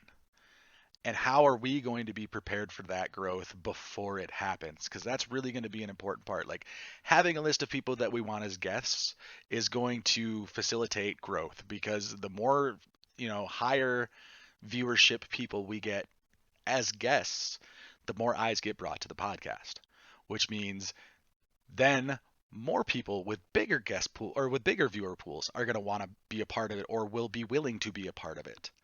You know, growth is just something that's naturally going to happen so long as we are consistent in putting out the product and putting it out in a way that you guys enjoy. I think, and that's another thing that Levi kind of brought up. And what's really cool about this podcast is that because of the fact that we are small right now, we're able to interact with everybody in chat for the most part. Obviously, we like with four eyes, we're gonna do the very best that we can to make sure that we're always paying attention to chat, even if somehow this were to get like extremely famous. My whole point, like just to kind of put my perspective out there when it comes to streaming, because Alex, like, my goal is not to be famous. My goal for me is not being famous, it's more so being entertaining. If the information is entertaining, like, I'm glad to help facilitate that. And if you guys are enjoying it, then my dream is being fulfilled in that sense, because I want to see people actually enjoy the stuff that we put out. um so bear in mind that when you guys make suggestions, like, we take all suggestions seriously. You know, we all serious suggestions seriously. Now, if you guys are just joking around and like doing some dumb shit, then yeah. But when you actually have a legitimate suggestion and you're like coming to us and saying, this is something that I think you guys should take a look at, or do this, we take that under consideration. We look into that. you know And honestly, I take your joke ideas and I look at them too to see if I can spin those and use them somehow. So even if you have joke suggestions, put them in. Like that's the way I see it. Every piece of information you give us as content creators, we can use to create content. Whether it be as part of the podcast or the four of us doing some kind of race on YouTube or whatever it may end up being. You know, it if somebody comes in and tells us to, I don't know, like make anime music videos, which is so off the wall that it's like 1990s called again. Oh god. Um, I mean, it's something that we could look at and we could be like, does it work? Can we twist this idea to make it work? Fake summons like Hydros. I don't even like the concept of fake summons. I don't like the concept of putting in fake characters into the game. Like, Yep. there's a lot of stuff about Unidoken that I like, but there's way more stuff about Unidoken that I don't like. Like, Dio does not need to be in Doken. I'm sorry. It just does. Wait, Unidoken has fake units? Yeah, like you can get Yeah, you Dio, can you can get upload your own. JoJo, you can get all kinds of crazy stuff. Oh Yeah. god. Like, Do private see, servers Truth like doesn't do a private server. Truth uses Unidokan. There's a mod inside of Unidokan, and we covered this already, so I'm not like spilling any Yeah. beans or anything. There's a yeah. mod inside of Unidokan that rainbows all your units, or will change units in your box to other units that are rainbowed. Yep. So Yep. So, in fact, when most people refer to private servers, they're most likely referring to something like Trident, which is part of Unidokan. It's what they call a change injection. What it does is it on the client side on your device that you are playing Dokkan on, it changes the information that you see that the game sees. It does not change anything on the server. Like the server side, the host doesn't see any of these changes, which is why 90% of the time people won't get banned for using Unidokan because the game doesn't even see that you're yeah. Change injection's completely different. Trident's just a free version of it. That means they're the same thing and one's just free. That's exactly what that. Yeah. They do essentially the exact same thing. They make it so you see something that the server doesn't see, mhm. and they make you be able to use it. We covered all those limitations Yeah. 3-4 weeks ago, I think. We talked about Yeah. all that. You can check that video on the Global Gang Podcast YouTube channel. The Global Gang Podcast Archives. Oh yeah, change I don't injection's have, available in SBRs too. I forgot about that.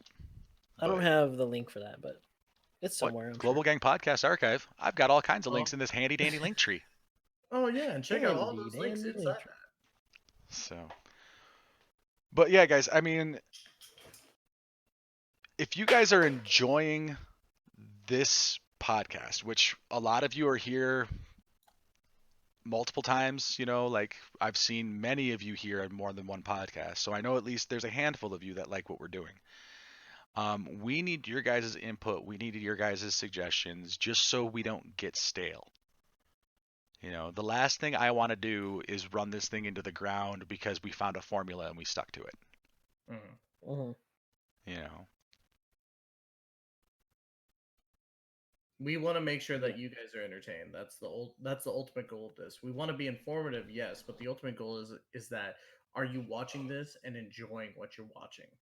That's what it comes down to. And we want to make sure that we provide the best content that we can so that you, the viewers, the followers, the subscribers of all the different channels are entertained.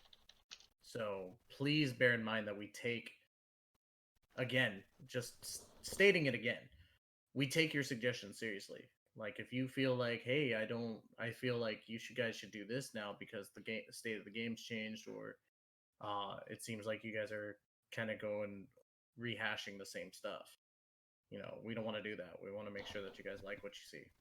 and that's a problem I've had lately. Just because of the way that they've been putting certain events out and the length of time that they've been running events for, the last like 2, 3 podcasts have been us covering stuff we've talked about so many times before, which is why we blew through all the events today because it was just like we've talked about this.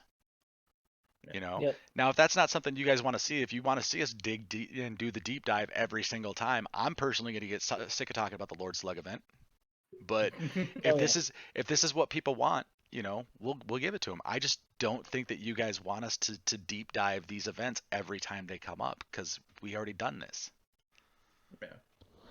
True. Yep. I think with enough space between them, like if we like let's say how we did before, where we deeply covered the Lord Slug event, give it about so many episodes, like give it about a year, and then every year we're like, okay, so this is coming out for the first time this year. So for any new players, here's what we're gonna do. Kind of go over it.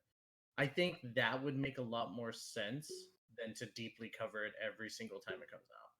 That way, because let's be honest, every year there's going to be millions of new players to Dokkan, whether they're long stays or new users that give up over time. Like, we're going to see more people coming in and watching regardless. So Oh, yeah. I think that every year when the new year refreshes, we'll be like, okay, we haven't covered this event before this year, so let's cover it and talk about it. So Yeah. 5 year will be pretty hype. A lot of stuff will start coming out in 5 year. Yeah. We'll have a lot more stuff to talk about. I mean, we'll have some stuff to talk about here in the next week. Like, I woke up at 4 o'clock this morning, specifically just to jump into the game to see if there was a data download. Because if there was, then I was gonna bust out and update show notes so we were ready for today. But there wasn't, so I turned around and went back to bed. there is slight news. It's a very small thing. Like, they adjusted the or they talked about the stamina regens, and then the other piece of news which I found rather interesting is that during the Beyond God the Ultimate Secret event, the stage 2 for Super Yeah. 2 difficulty, they adjusted the keys to where instead of 3 challenging keys it requires, or instead of 2, it's going to take 3 keys instead. But that's really the only change that they made this week. Yeah, I mean, and that's some big news, Ty. I don't know what I'd do without that. I mean, You it kind you of are matters. absolutely welcome.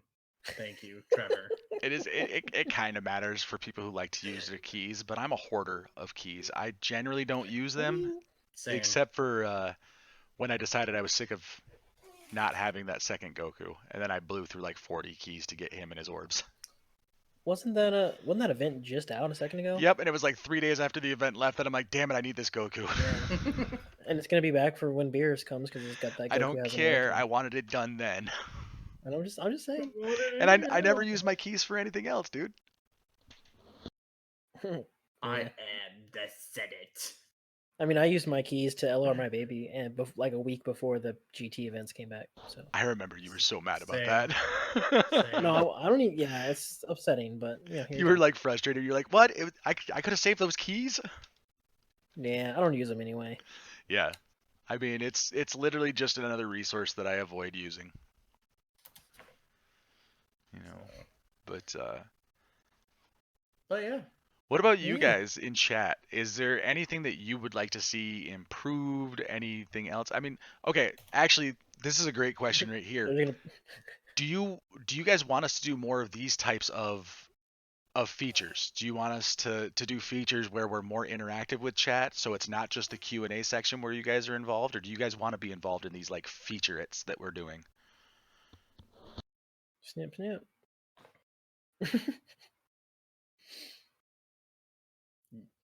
Yes. So there's one yes so far. Like, I mean, I like these general What's your question? Like, do you want to be more interactive throughout the entire? Well, like not during like the news section when we're going over like current and upcoming events. I mean, we'll still keep that the way it is, but like during our features, like stuff like this, stuff like the hidden potential stuff, do you guys want us to be more interactive with chat? Do we want chat involved, you know, more with these features, make it more interactive than what we have it right now? And I'm getting the feeling from a lot of people in chat that this is exactly what they want. Oh, okay. Yeah, this is kind of a more chill moment. Well, you Now, are a master granted- debater.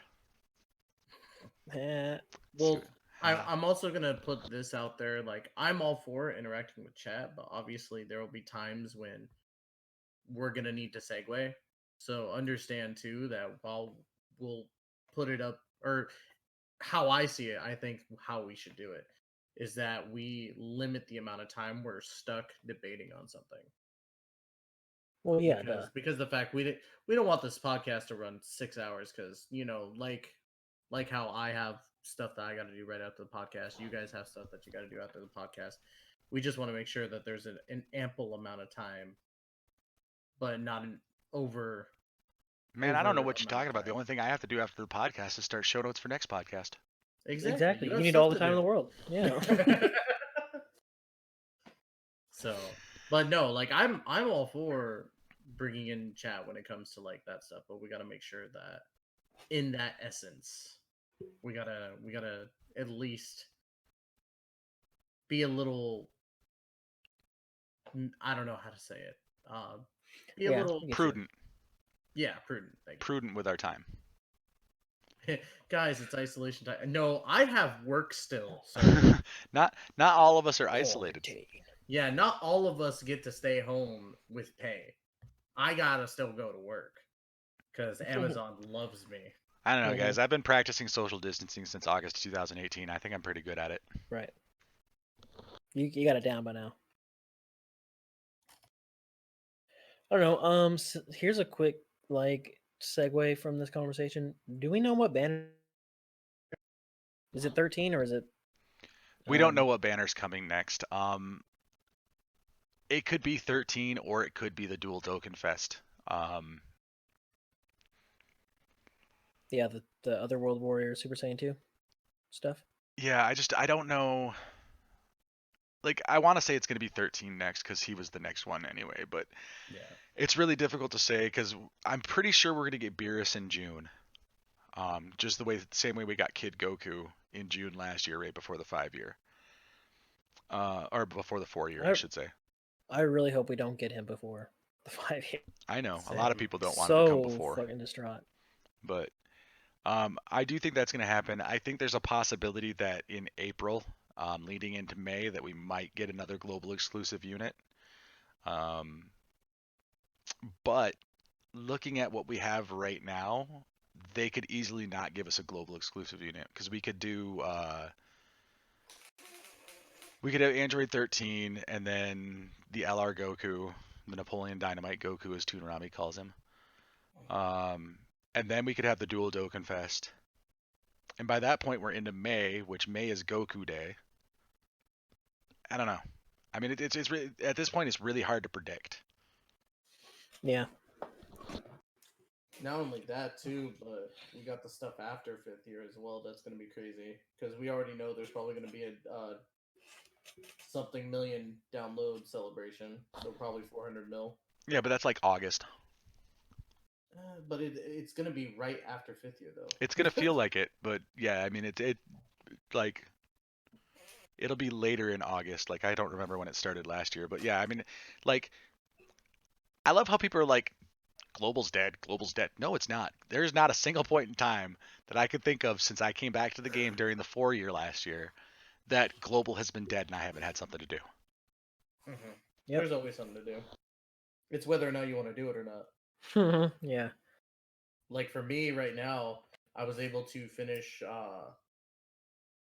3 out of the 4 GT units and get their paths unlocked.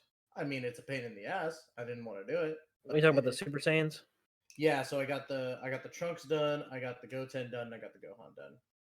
Now I need to work on Baby Vegeta, and then Yeah. after that, I get to work on Nappa. So that's gonna be fun. Dude, he's been just trying to do baby.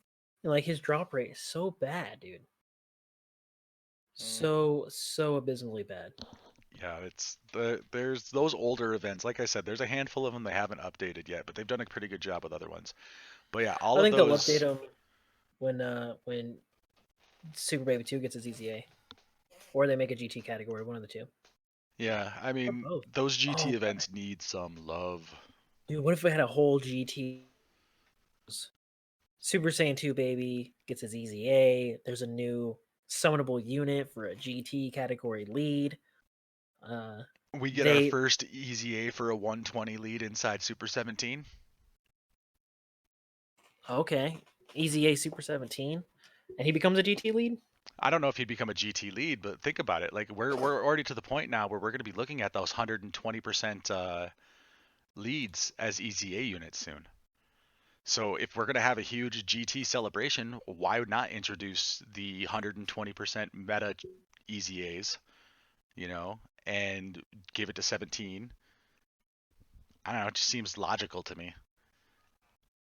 They still got Maybe. a bunch of units that they got to do for EZAs, that's for sure. I think, honestly, I can kind of predict and awake it, or I wouldn't say predict, but I kind of have a hunch that sooner rather than later we're gonna get awakenings for the Super Strike events. Because I think because of how outdated they are. I mean, those are from 2016. That's 40. That's 4 years. I don't ago. think they'll. Yeah, I don't think they're gonna easy A him though. It's hard to say what they are and what they aren't going to EZA at this point. See, the only reason I think they might do that is because Trunks got his EZA, right? The intellect Trunks. Yep. Yeah. And he's not super amazing, but he's still pretty decent. And years, and he starts from a little baby bitch Trunks, and he becomes Super Saiyan Trunks, and he kicks ass, right? Well, Baby Vegeta's a very similar awakening system. Like maybe he could awaken, and I would say that like the Super Saiyan 2 Gohan from the BoJack event would get one, but like he just got that awakening recently, so he. Well, but Super Baby 1's been there forever, ever since that event came out, anyway. And he's a prime candidate. I'm saying. I mean, anything's possible. I agree. I mean, like you could pick a unit that came out before 2018 at this point and say they're the next EZA, and I'd be like, I could see that as a possibility. I mean, shit, dude. They're Majin releasing new Vegeta. units and immediately having an EZA. Yeah. I mean, so who fucking knows? Who knows? Hashtag Tech Majin Vegeta needs an EZA. Dude, he really does though. I won't disagree with that. But so what we're walking away from today is that, we definitely want to do more with guests and that we definitely want to be more interactive with chat during our features. Oh, sorry about that. These are definitely things that we can focus on and we can work towards. If anything, it makes my job slightly easier because I don't feel like I have to fill as much airtime because we'll have chat to help do that. It's just a matter of coming up with features every week. Like, originally we weren't going to do that. Originally it was just going to be, we're going to cover the news, current events, upcoming events, any characters we need to talk about, and move on. And that was going to be the podcast. We'd give our opinions, our 2 cents, we'd have a Q&A section, we'd be done. But something I've noticed as I've been creating show notes is they like to recycle events a lot. Like, and in weird ways.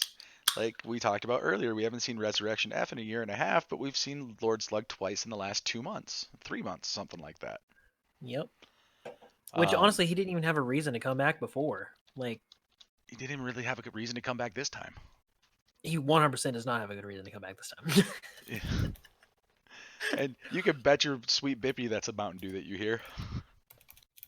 Oh yeah, I just opened another Mountain Dew. This is my third of the podcast. So, no, I'm 100% committed to taking your guys' ideas and trying to make the best we can out of all of it. Like I said, I like having guests. I like collaborating and working with all of these people. And I like to just sit down and have a conversation with them. I know we have those 4 basic questions that we ask everybody that shows up, but what you guys don't see is just kind of like the general non-Dokkan conversations that we have, before stream, after stream, Yeah. So for me, I've found that I've enjoyed working with these creators, just preparing to work with the creators, it's kind of funny.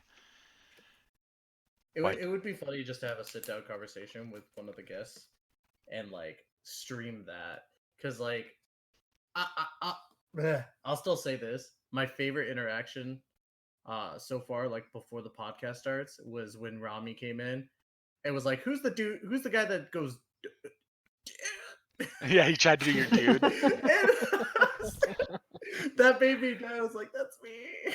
I didn't do it.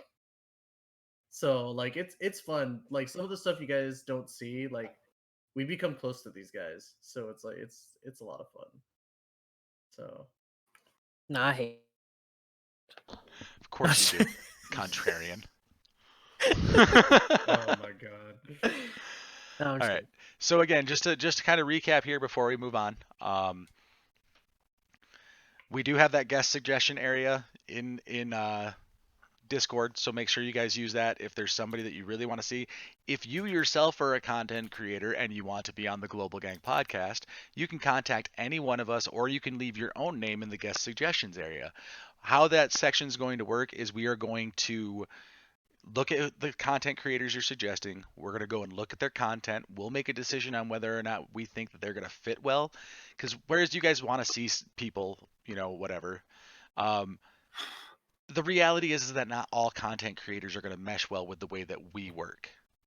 Mm-hmm. And I don't want to bring somebody into the show that's going to be 180 degrees different than what we're already doing.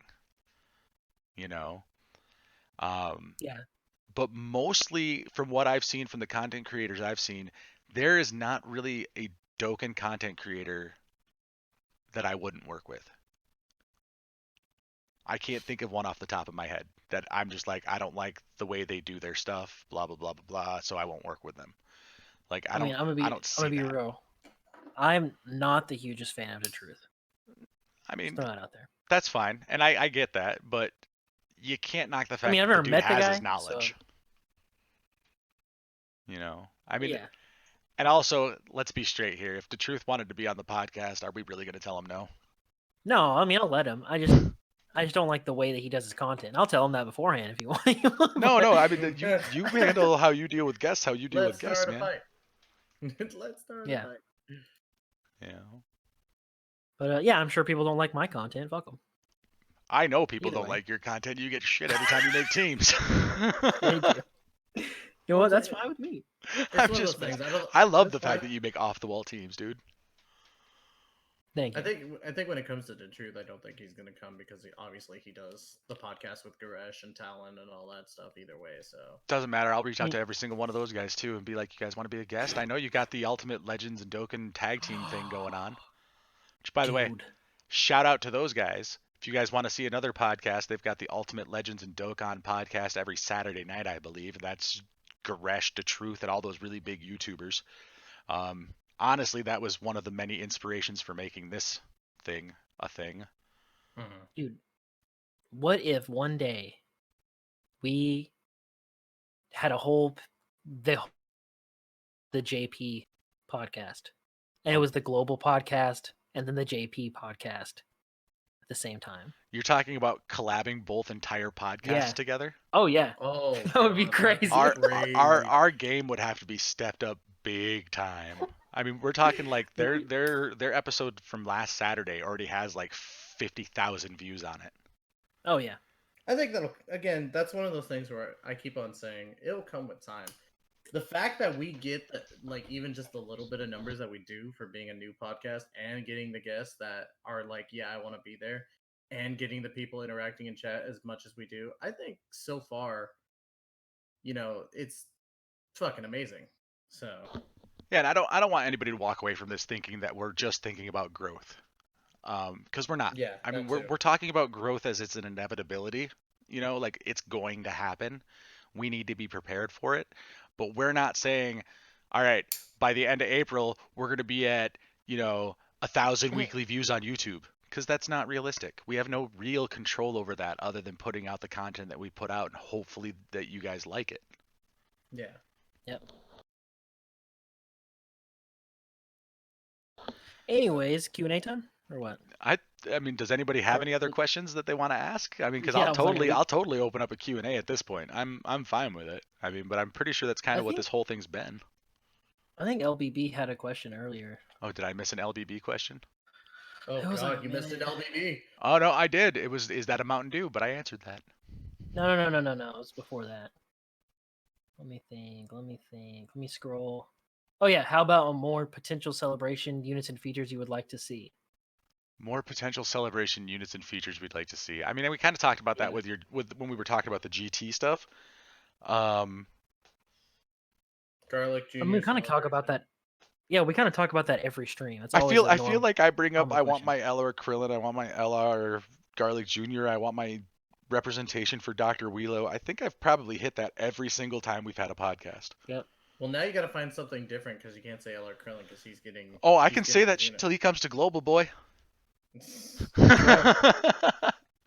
What are your thoughts on using mods and third-party vendors? Oh, you missed our big show about that, huh, Bardock? Okay, so as diplomatically as I can place this, mods, Unidokon, Trident, all that stuff, that's great for content creators who are showing things off, like showcasing units that they weren't able to pull. I don't feel like if you play the game using mods, I think you're doing yourself a disservice. And um, as far as third-party stones, I don't do it. I don't suggest it just because there's risk involved, and I literally do not want to hand over my account information to anybody else. But Yeah, again, that is my personal opinion. I'm not downing on anybody who plays with mods. I think you're doing yourself a disservice, and that's all I'm going to say about that. I will say, okay, so when we had the original podcast of this, I part of this group of the people who absolutely fucking despise mods, but I don't think you're scum for using it. I think it's just bad for the community. Whatever, do whatever you want to do. I can't control anybody. But with my most recent luck of the shafts that I've been receiving over the course of this last month or so, it's starting to make me be like, man, I wish I had these fucking units so I could make my goddamn teams. you know, um, because I'm sitting here like, man, this team would be a lot funner if I would have pulled this person, or oh, this team would be a lot fun if I had this guy. So I could see for that. That would be cool. my Go ahead. If there was okay, if there was a way to where you could have it to where they weren't rainbowed, maybe I'd be more down with that. I feel like that would be a more realistic. I'd be cool with that. You know.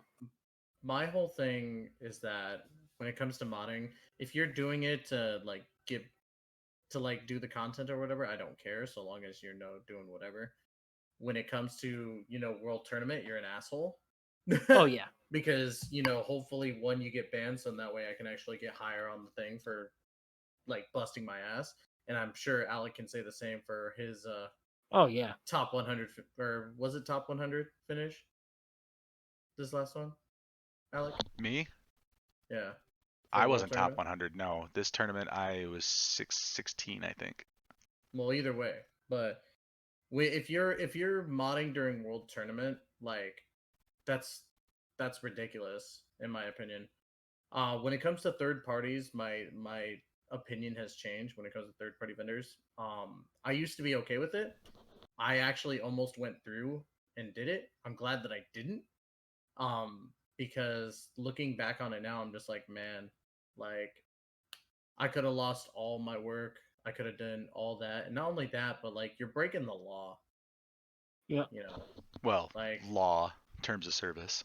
terms of service, yes, but you're basically, you're putting yourself at risk. And with all the money that I put into my account, I'd rather not risk it. So that's my personal thing is that if you're doing third party vendors, that's your own risk. I don't care. You do you, boo boo. But when it comes to world tournament and modding, you're an asshole. Right. I mean, and I don't know enough about the specifics of how vendor stones work, but I do know that my money is not going to support the game directly if I go through a vendor. Yes, I know that they probably still get their money some way or another through cards or whatever that is that they do, but my dollars, the way I choose to spend my money, I'm going to choose to support this game directly because it has given me 5 years of entertainment, and I'm going to support it Mm-hmm. as often as I can. Mostly through sale stones because your regular prices suck balls, and even most of your sales suck balls. But I'm still just going to give my money directly to the game. Here, here. All right. So moving on from that question, we've got. Holy cow! I've missed some. Hichigo was the next question. What character do you wish had a transforming unit? He says, I wish there was a transforming Yamcha. His transformation would be him getting blown up and becoming 10 Yamcha. Wow. Honestly, Now that I've heard that, I want that so bad. like as a April Fool's one. Yeah. That'd I be would awesome. honestly like at this point. I think we've talked about Garlic Jr. so much. I think a transforming Garlic Jr. card would be cool. To where he transforms into a little kid. No, where he no, wait, what?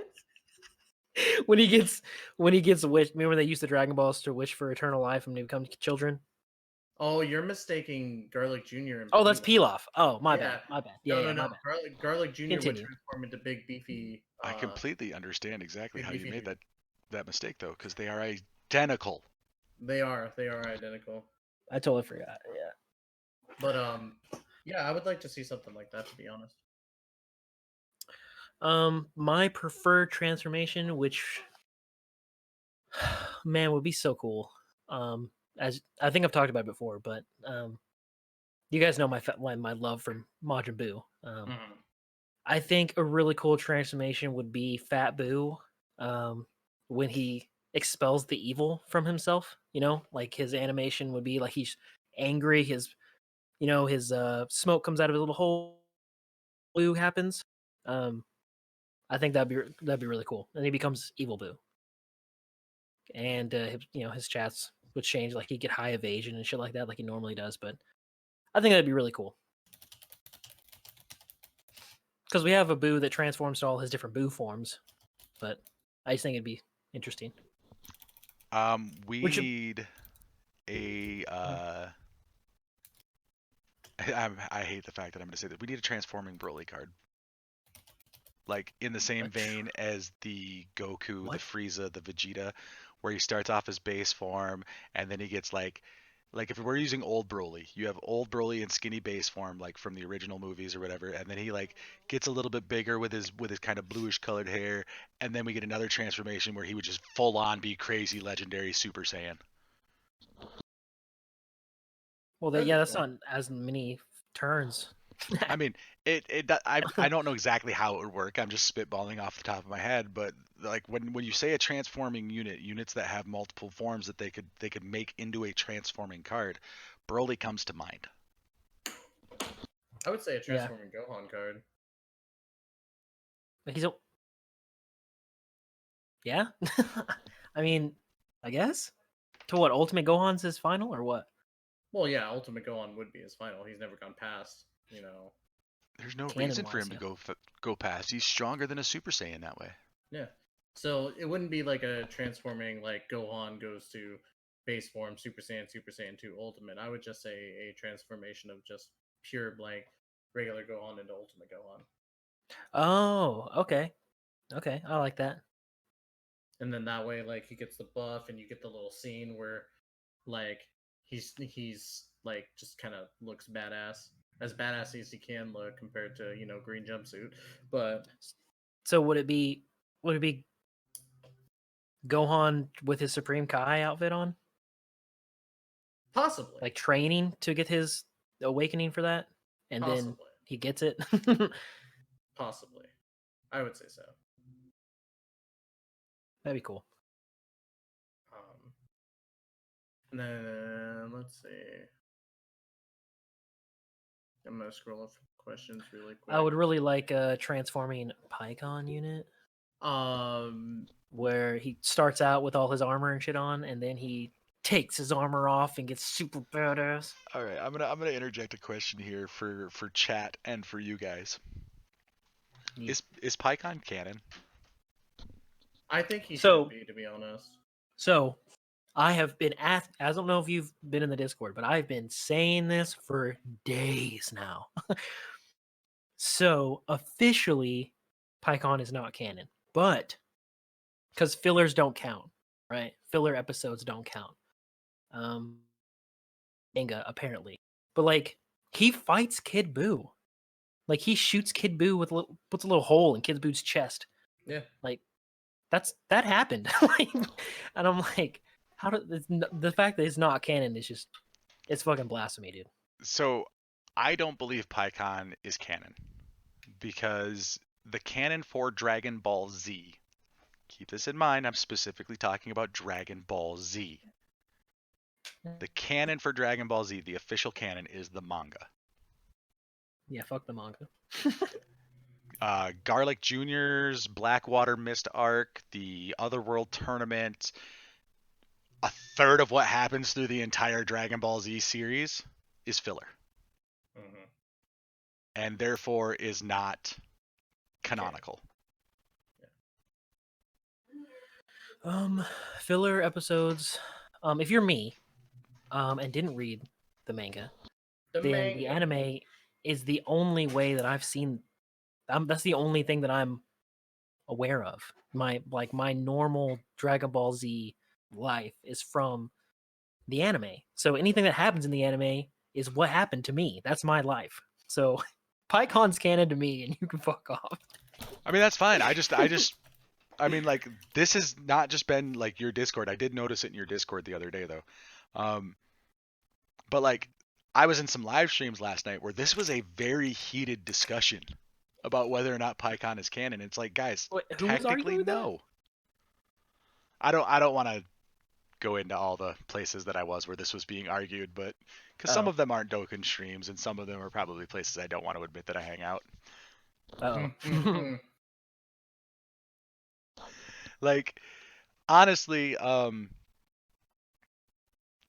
canonical or not canonical doesn't matter.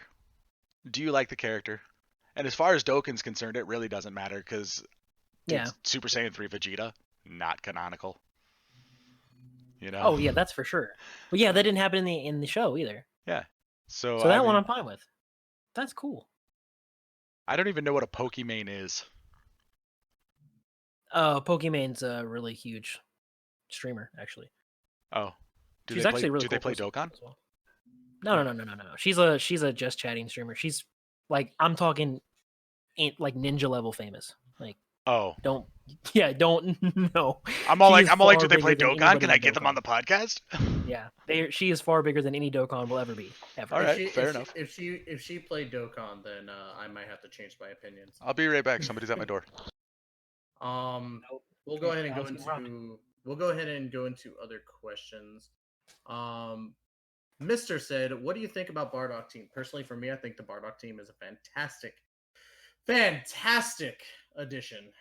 I haven't been able to play with it too much, but just from what I've read and the stuff that I've seen, I think Team Bardock is a fantastic team. Definitely a good replacement for the Ginyu Force. I don't have LR Team Bardock yet because I slacked on Monday, but I'll have them soon. End of the week.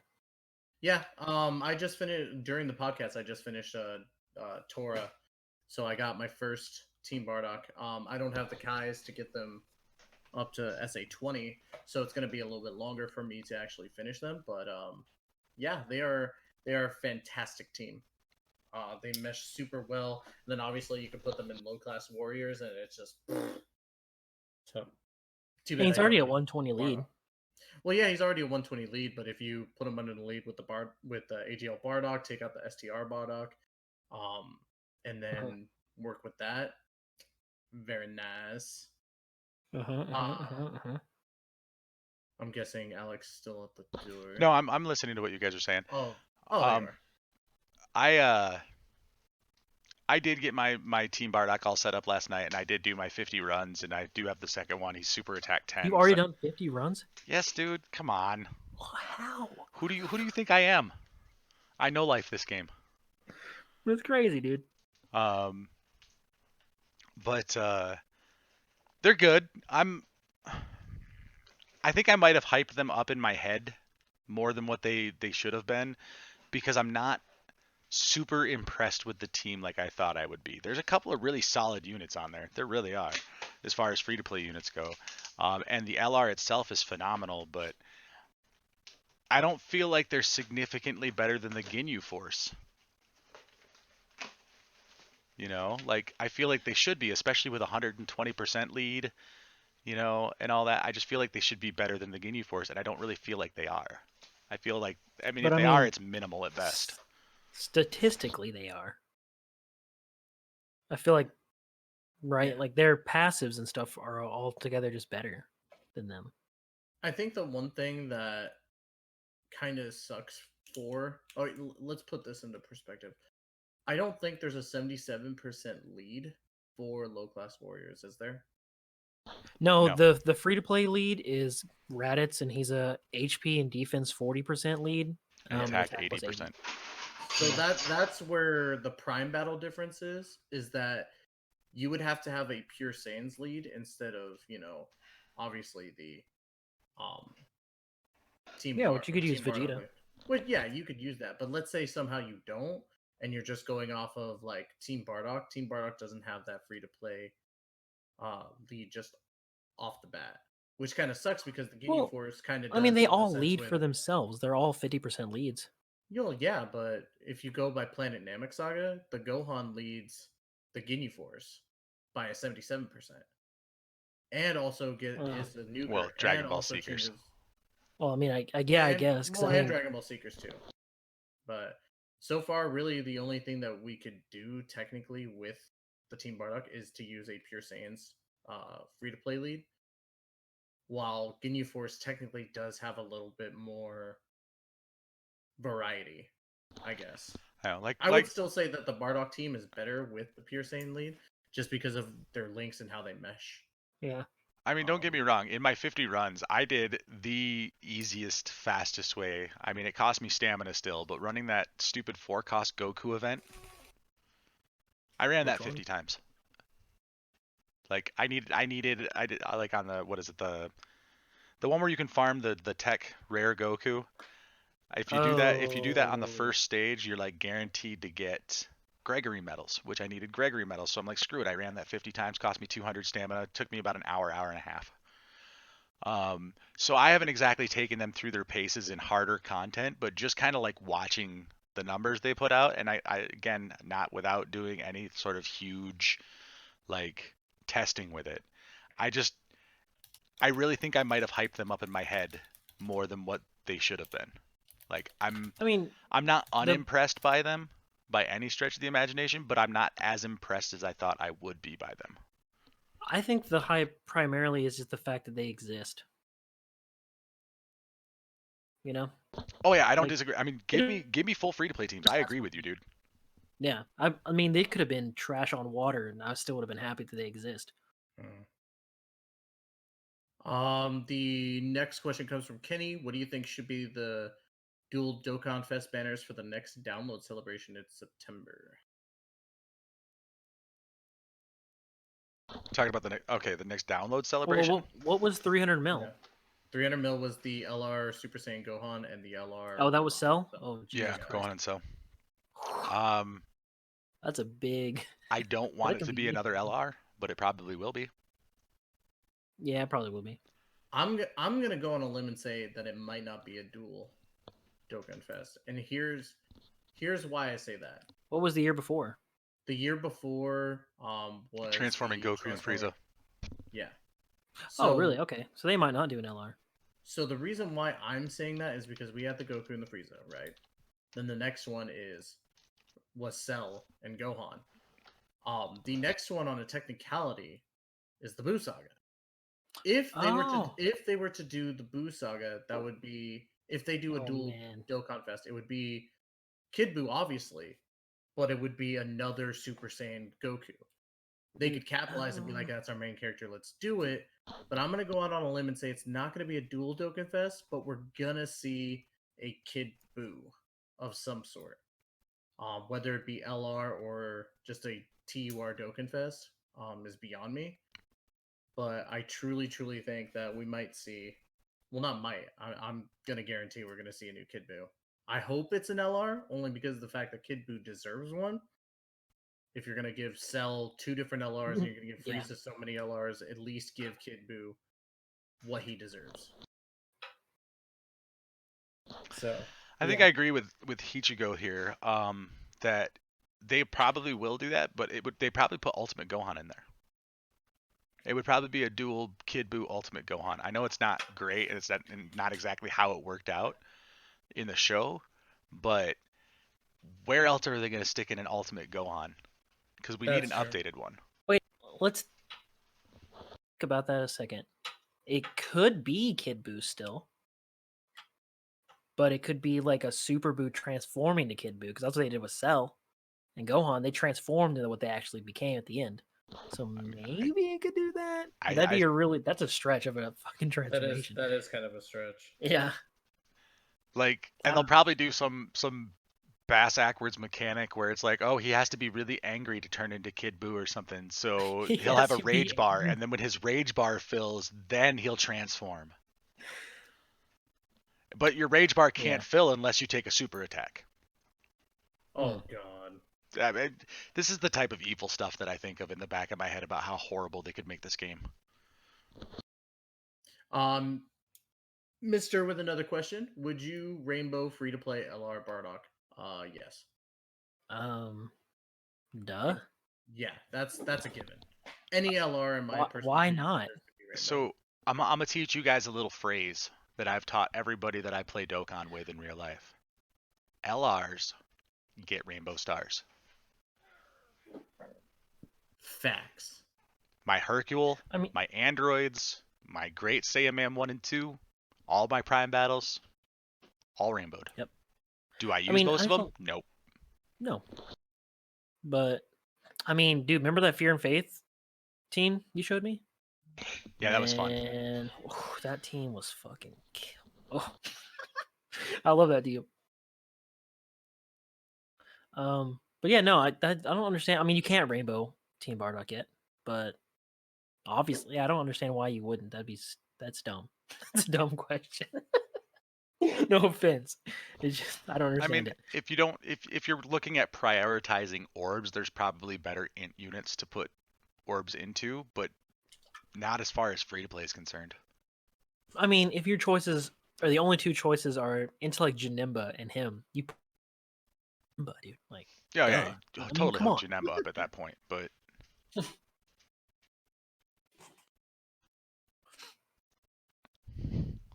I don't know. I don't know. Next question. yeah, I kind of Moving lost where we on. were in the questions when I went to go answer the Moving door. on. Yeah, Ty was keeping track. Let's see.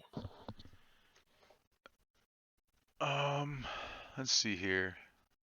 If I miss somebody's question, I apologize because I'm just jumping in here and scanning. And if I do miss your question, just feel free to type it again. Gohan Samba 99, Z Fighter free to play team next. I would take that.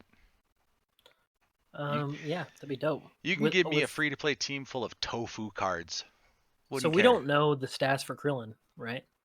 I don't believe so because we've only got the He V jump leak right now. yeah, he could be a Z Fighters lead. Could be. You never know. Make a whole new category. That'd I be don't pretty cool. know. Yeah, maybe he's a 100% Z Fighter lead. I mean, they did that with Dragon Ball Seekers, right? They had a lead before they had an official lead, right? GT Trio hadn't been out yet. Right. Yeah, First so Dragon they Ball could. Seekers lead was Goku Arale, Yeah, that's what I'm saying. Yeah, and so then they were free to play In LR. So Goku Junior got an awakening, Z awakening into one, Extreme Z awakening. yeah. Well, he could be. That would be. He could be world tournament lead, I guess. I suppose that's possible too, but generally they like Yeah, to stick that world tournament stuff in the world tournament. the world tournament. Yeah. So Yeah, we'll see. I think that he'll probably be a Z Warrior category, which would be dope because Z Warriors is a key link, right? yeah, it'll probably be something Yeah. like Z Warriors or Earth's Defenders or something like that. You know. Yeah, Z Warriors would be cool. I think Z Warriors is cool. Isn't how many? Do you know how many Vegetas are on that? In that, I think it's like I only know of one Vegeta that has that link. That has the Z Fighter link? I don't think there's that many. Yeah, Give me just a second, we'll find I out. know. It's the Super Vegeta, the Agile Super Vegeta. He has Z Fighters, I think. But I don't think because I don't know. Yeah, Vegeta's not really considered a Z Fighter. No. Except that one. But We've got this blue Vegeta right here. Well, yeah, that's the one I Agility was talking Vegeta. about. Yeah, the Super We've Vegeta. got. I think he's the only one. He might very well be the only one. I'm gonna run him. I'm gonna run him. I'm gonna do it. You don't think I will, but I'm gonna do it. I'm gonna do it.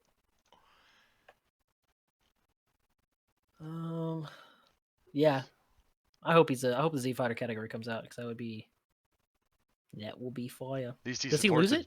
At least he supports Agility. Does he lose Z Fighter? No, he still has it. Oh, okay. I didn't know if he lost it when he awakens. No, when he awakens, he's support for agility and physical, so I guess that's Oh, not it's terrible. attack plus 15%. Okay. Yeah, he needs an easy A. So, No, but yeah, he's not that great, but yeah, yeah, he is there. no, yeah, weekend regeneration. That's not outdated at all. Killing it. Yeah. Next question, I guess. Or did we answer it? Did we answer that all the way? I think so. How about a Dokkenfest Evil Boo and Fat Boo dual Dokkenfest? Generally, with dual Dokkenfest, They won't do that. they do one extreme and one super. I mean, I personally Well, wouldn't be against the idea of having a double extreme because extreme needs a lot more love.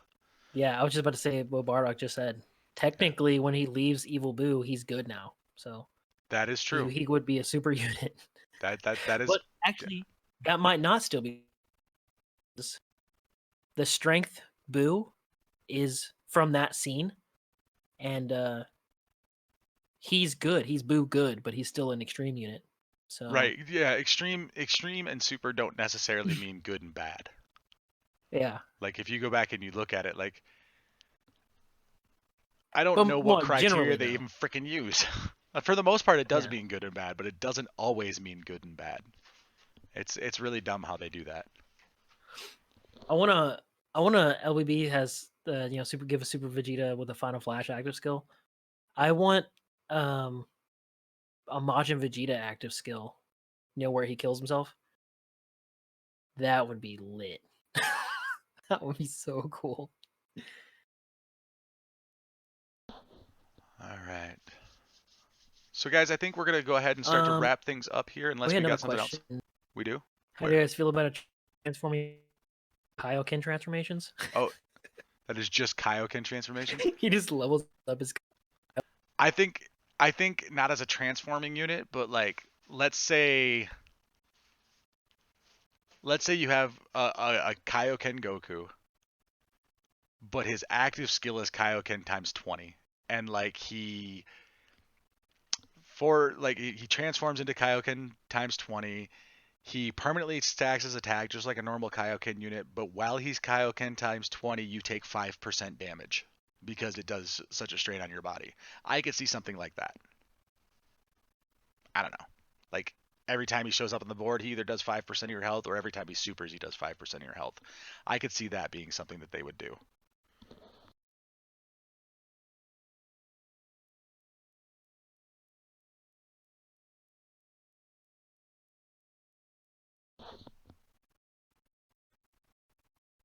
All right. Did I lose you guys?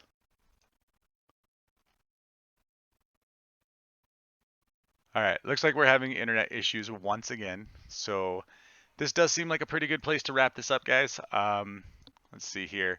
As always, check out the Global Gang podcast on YouTube. We've got all of our episodes up right now, all 8 of them. This one will be up probably a little later. Um, you have an idea for a project? Nice. Um, it probably won't be up at noon tomorrow because I'm gonna have to get the part from JMO that he did, and then I'm gonna have to splice it with this one and do some editing. But I will try to have it up by noon tomorrow on YouTube. Um, Follow me on Twitter. Let me get my own personal links up in here. You guys can follow me on Twitter for any updates regarding the Global Gang because I am a master of shameless promotion. I will do it every day. Just about every one of my Twitter posts has something to do with the Global Gang in there. Um, so as the lone man sailing the ship at the end of the show, thank you guys for coming by. Technical issues hate us. Um, Sorry, that's not an everyone command, but there you go. We will be back next Tuesday at noon Eastern. We'll actually be on Trevor's channel, but Tystra will be hosting.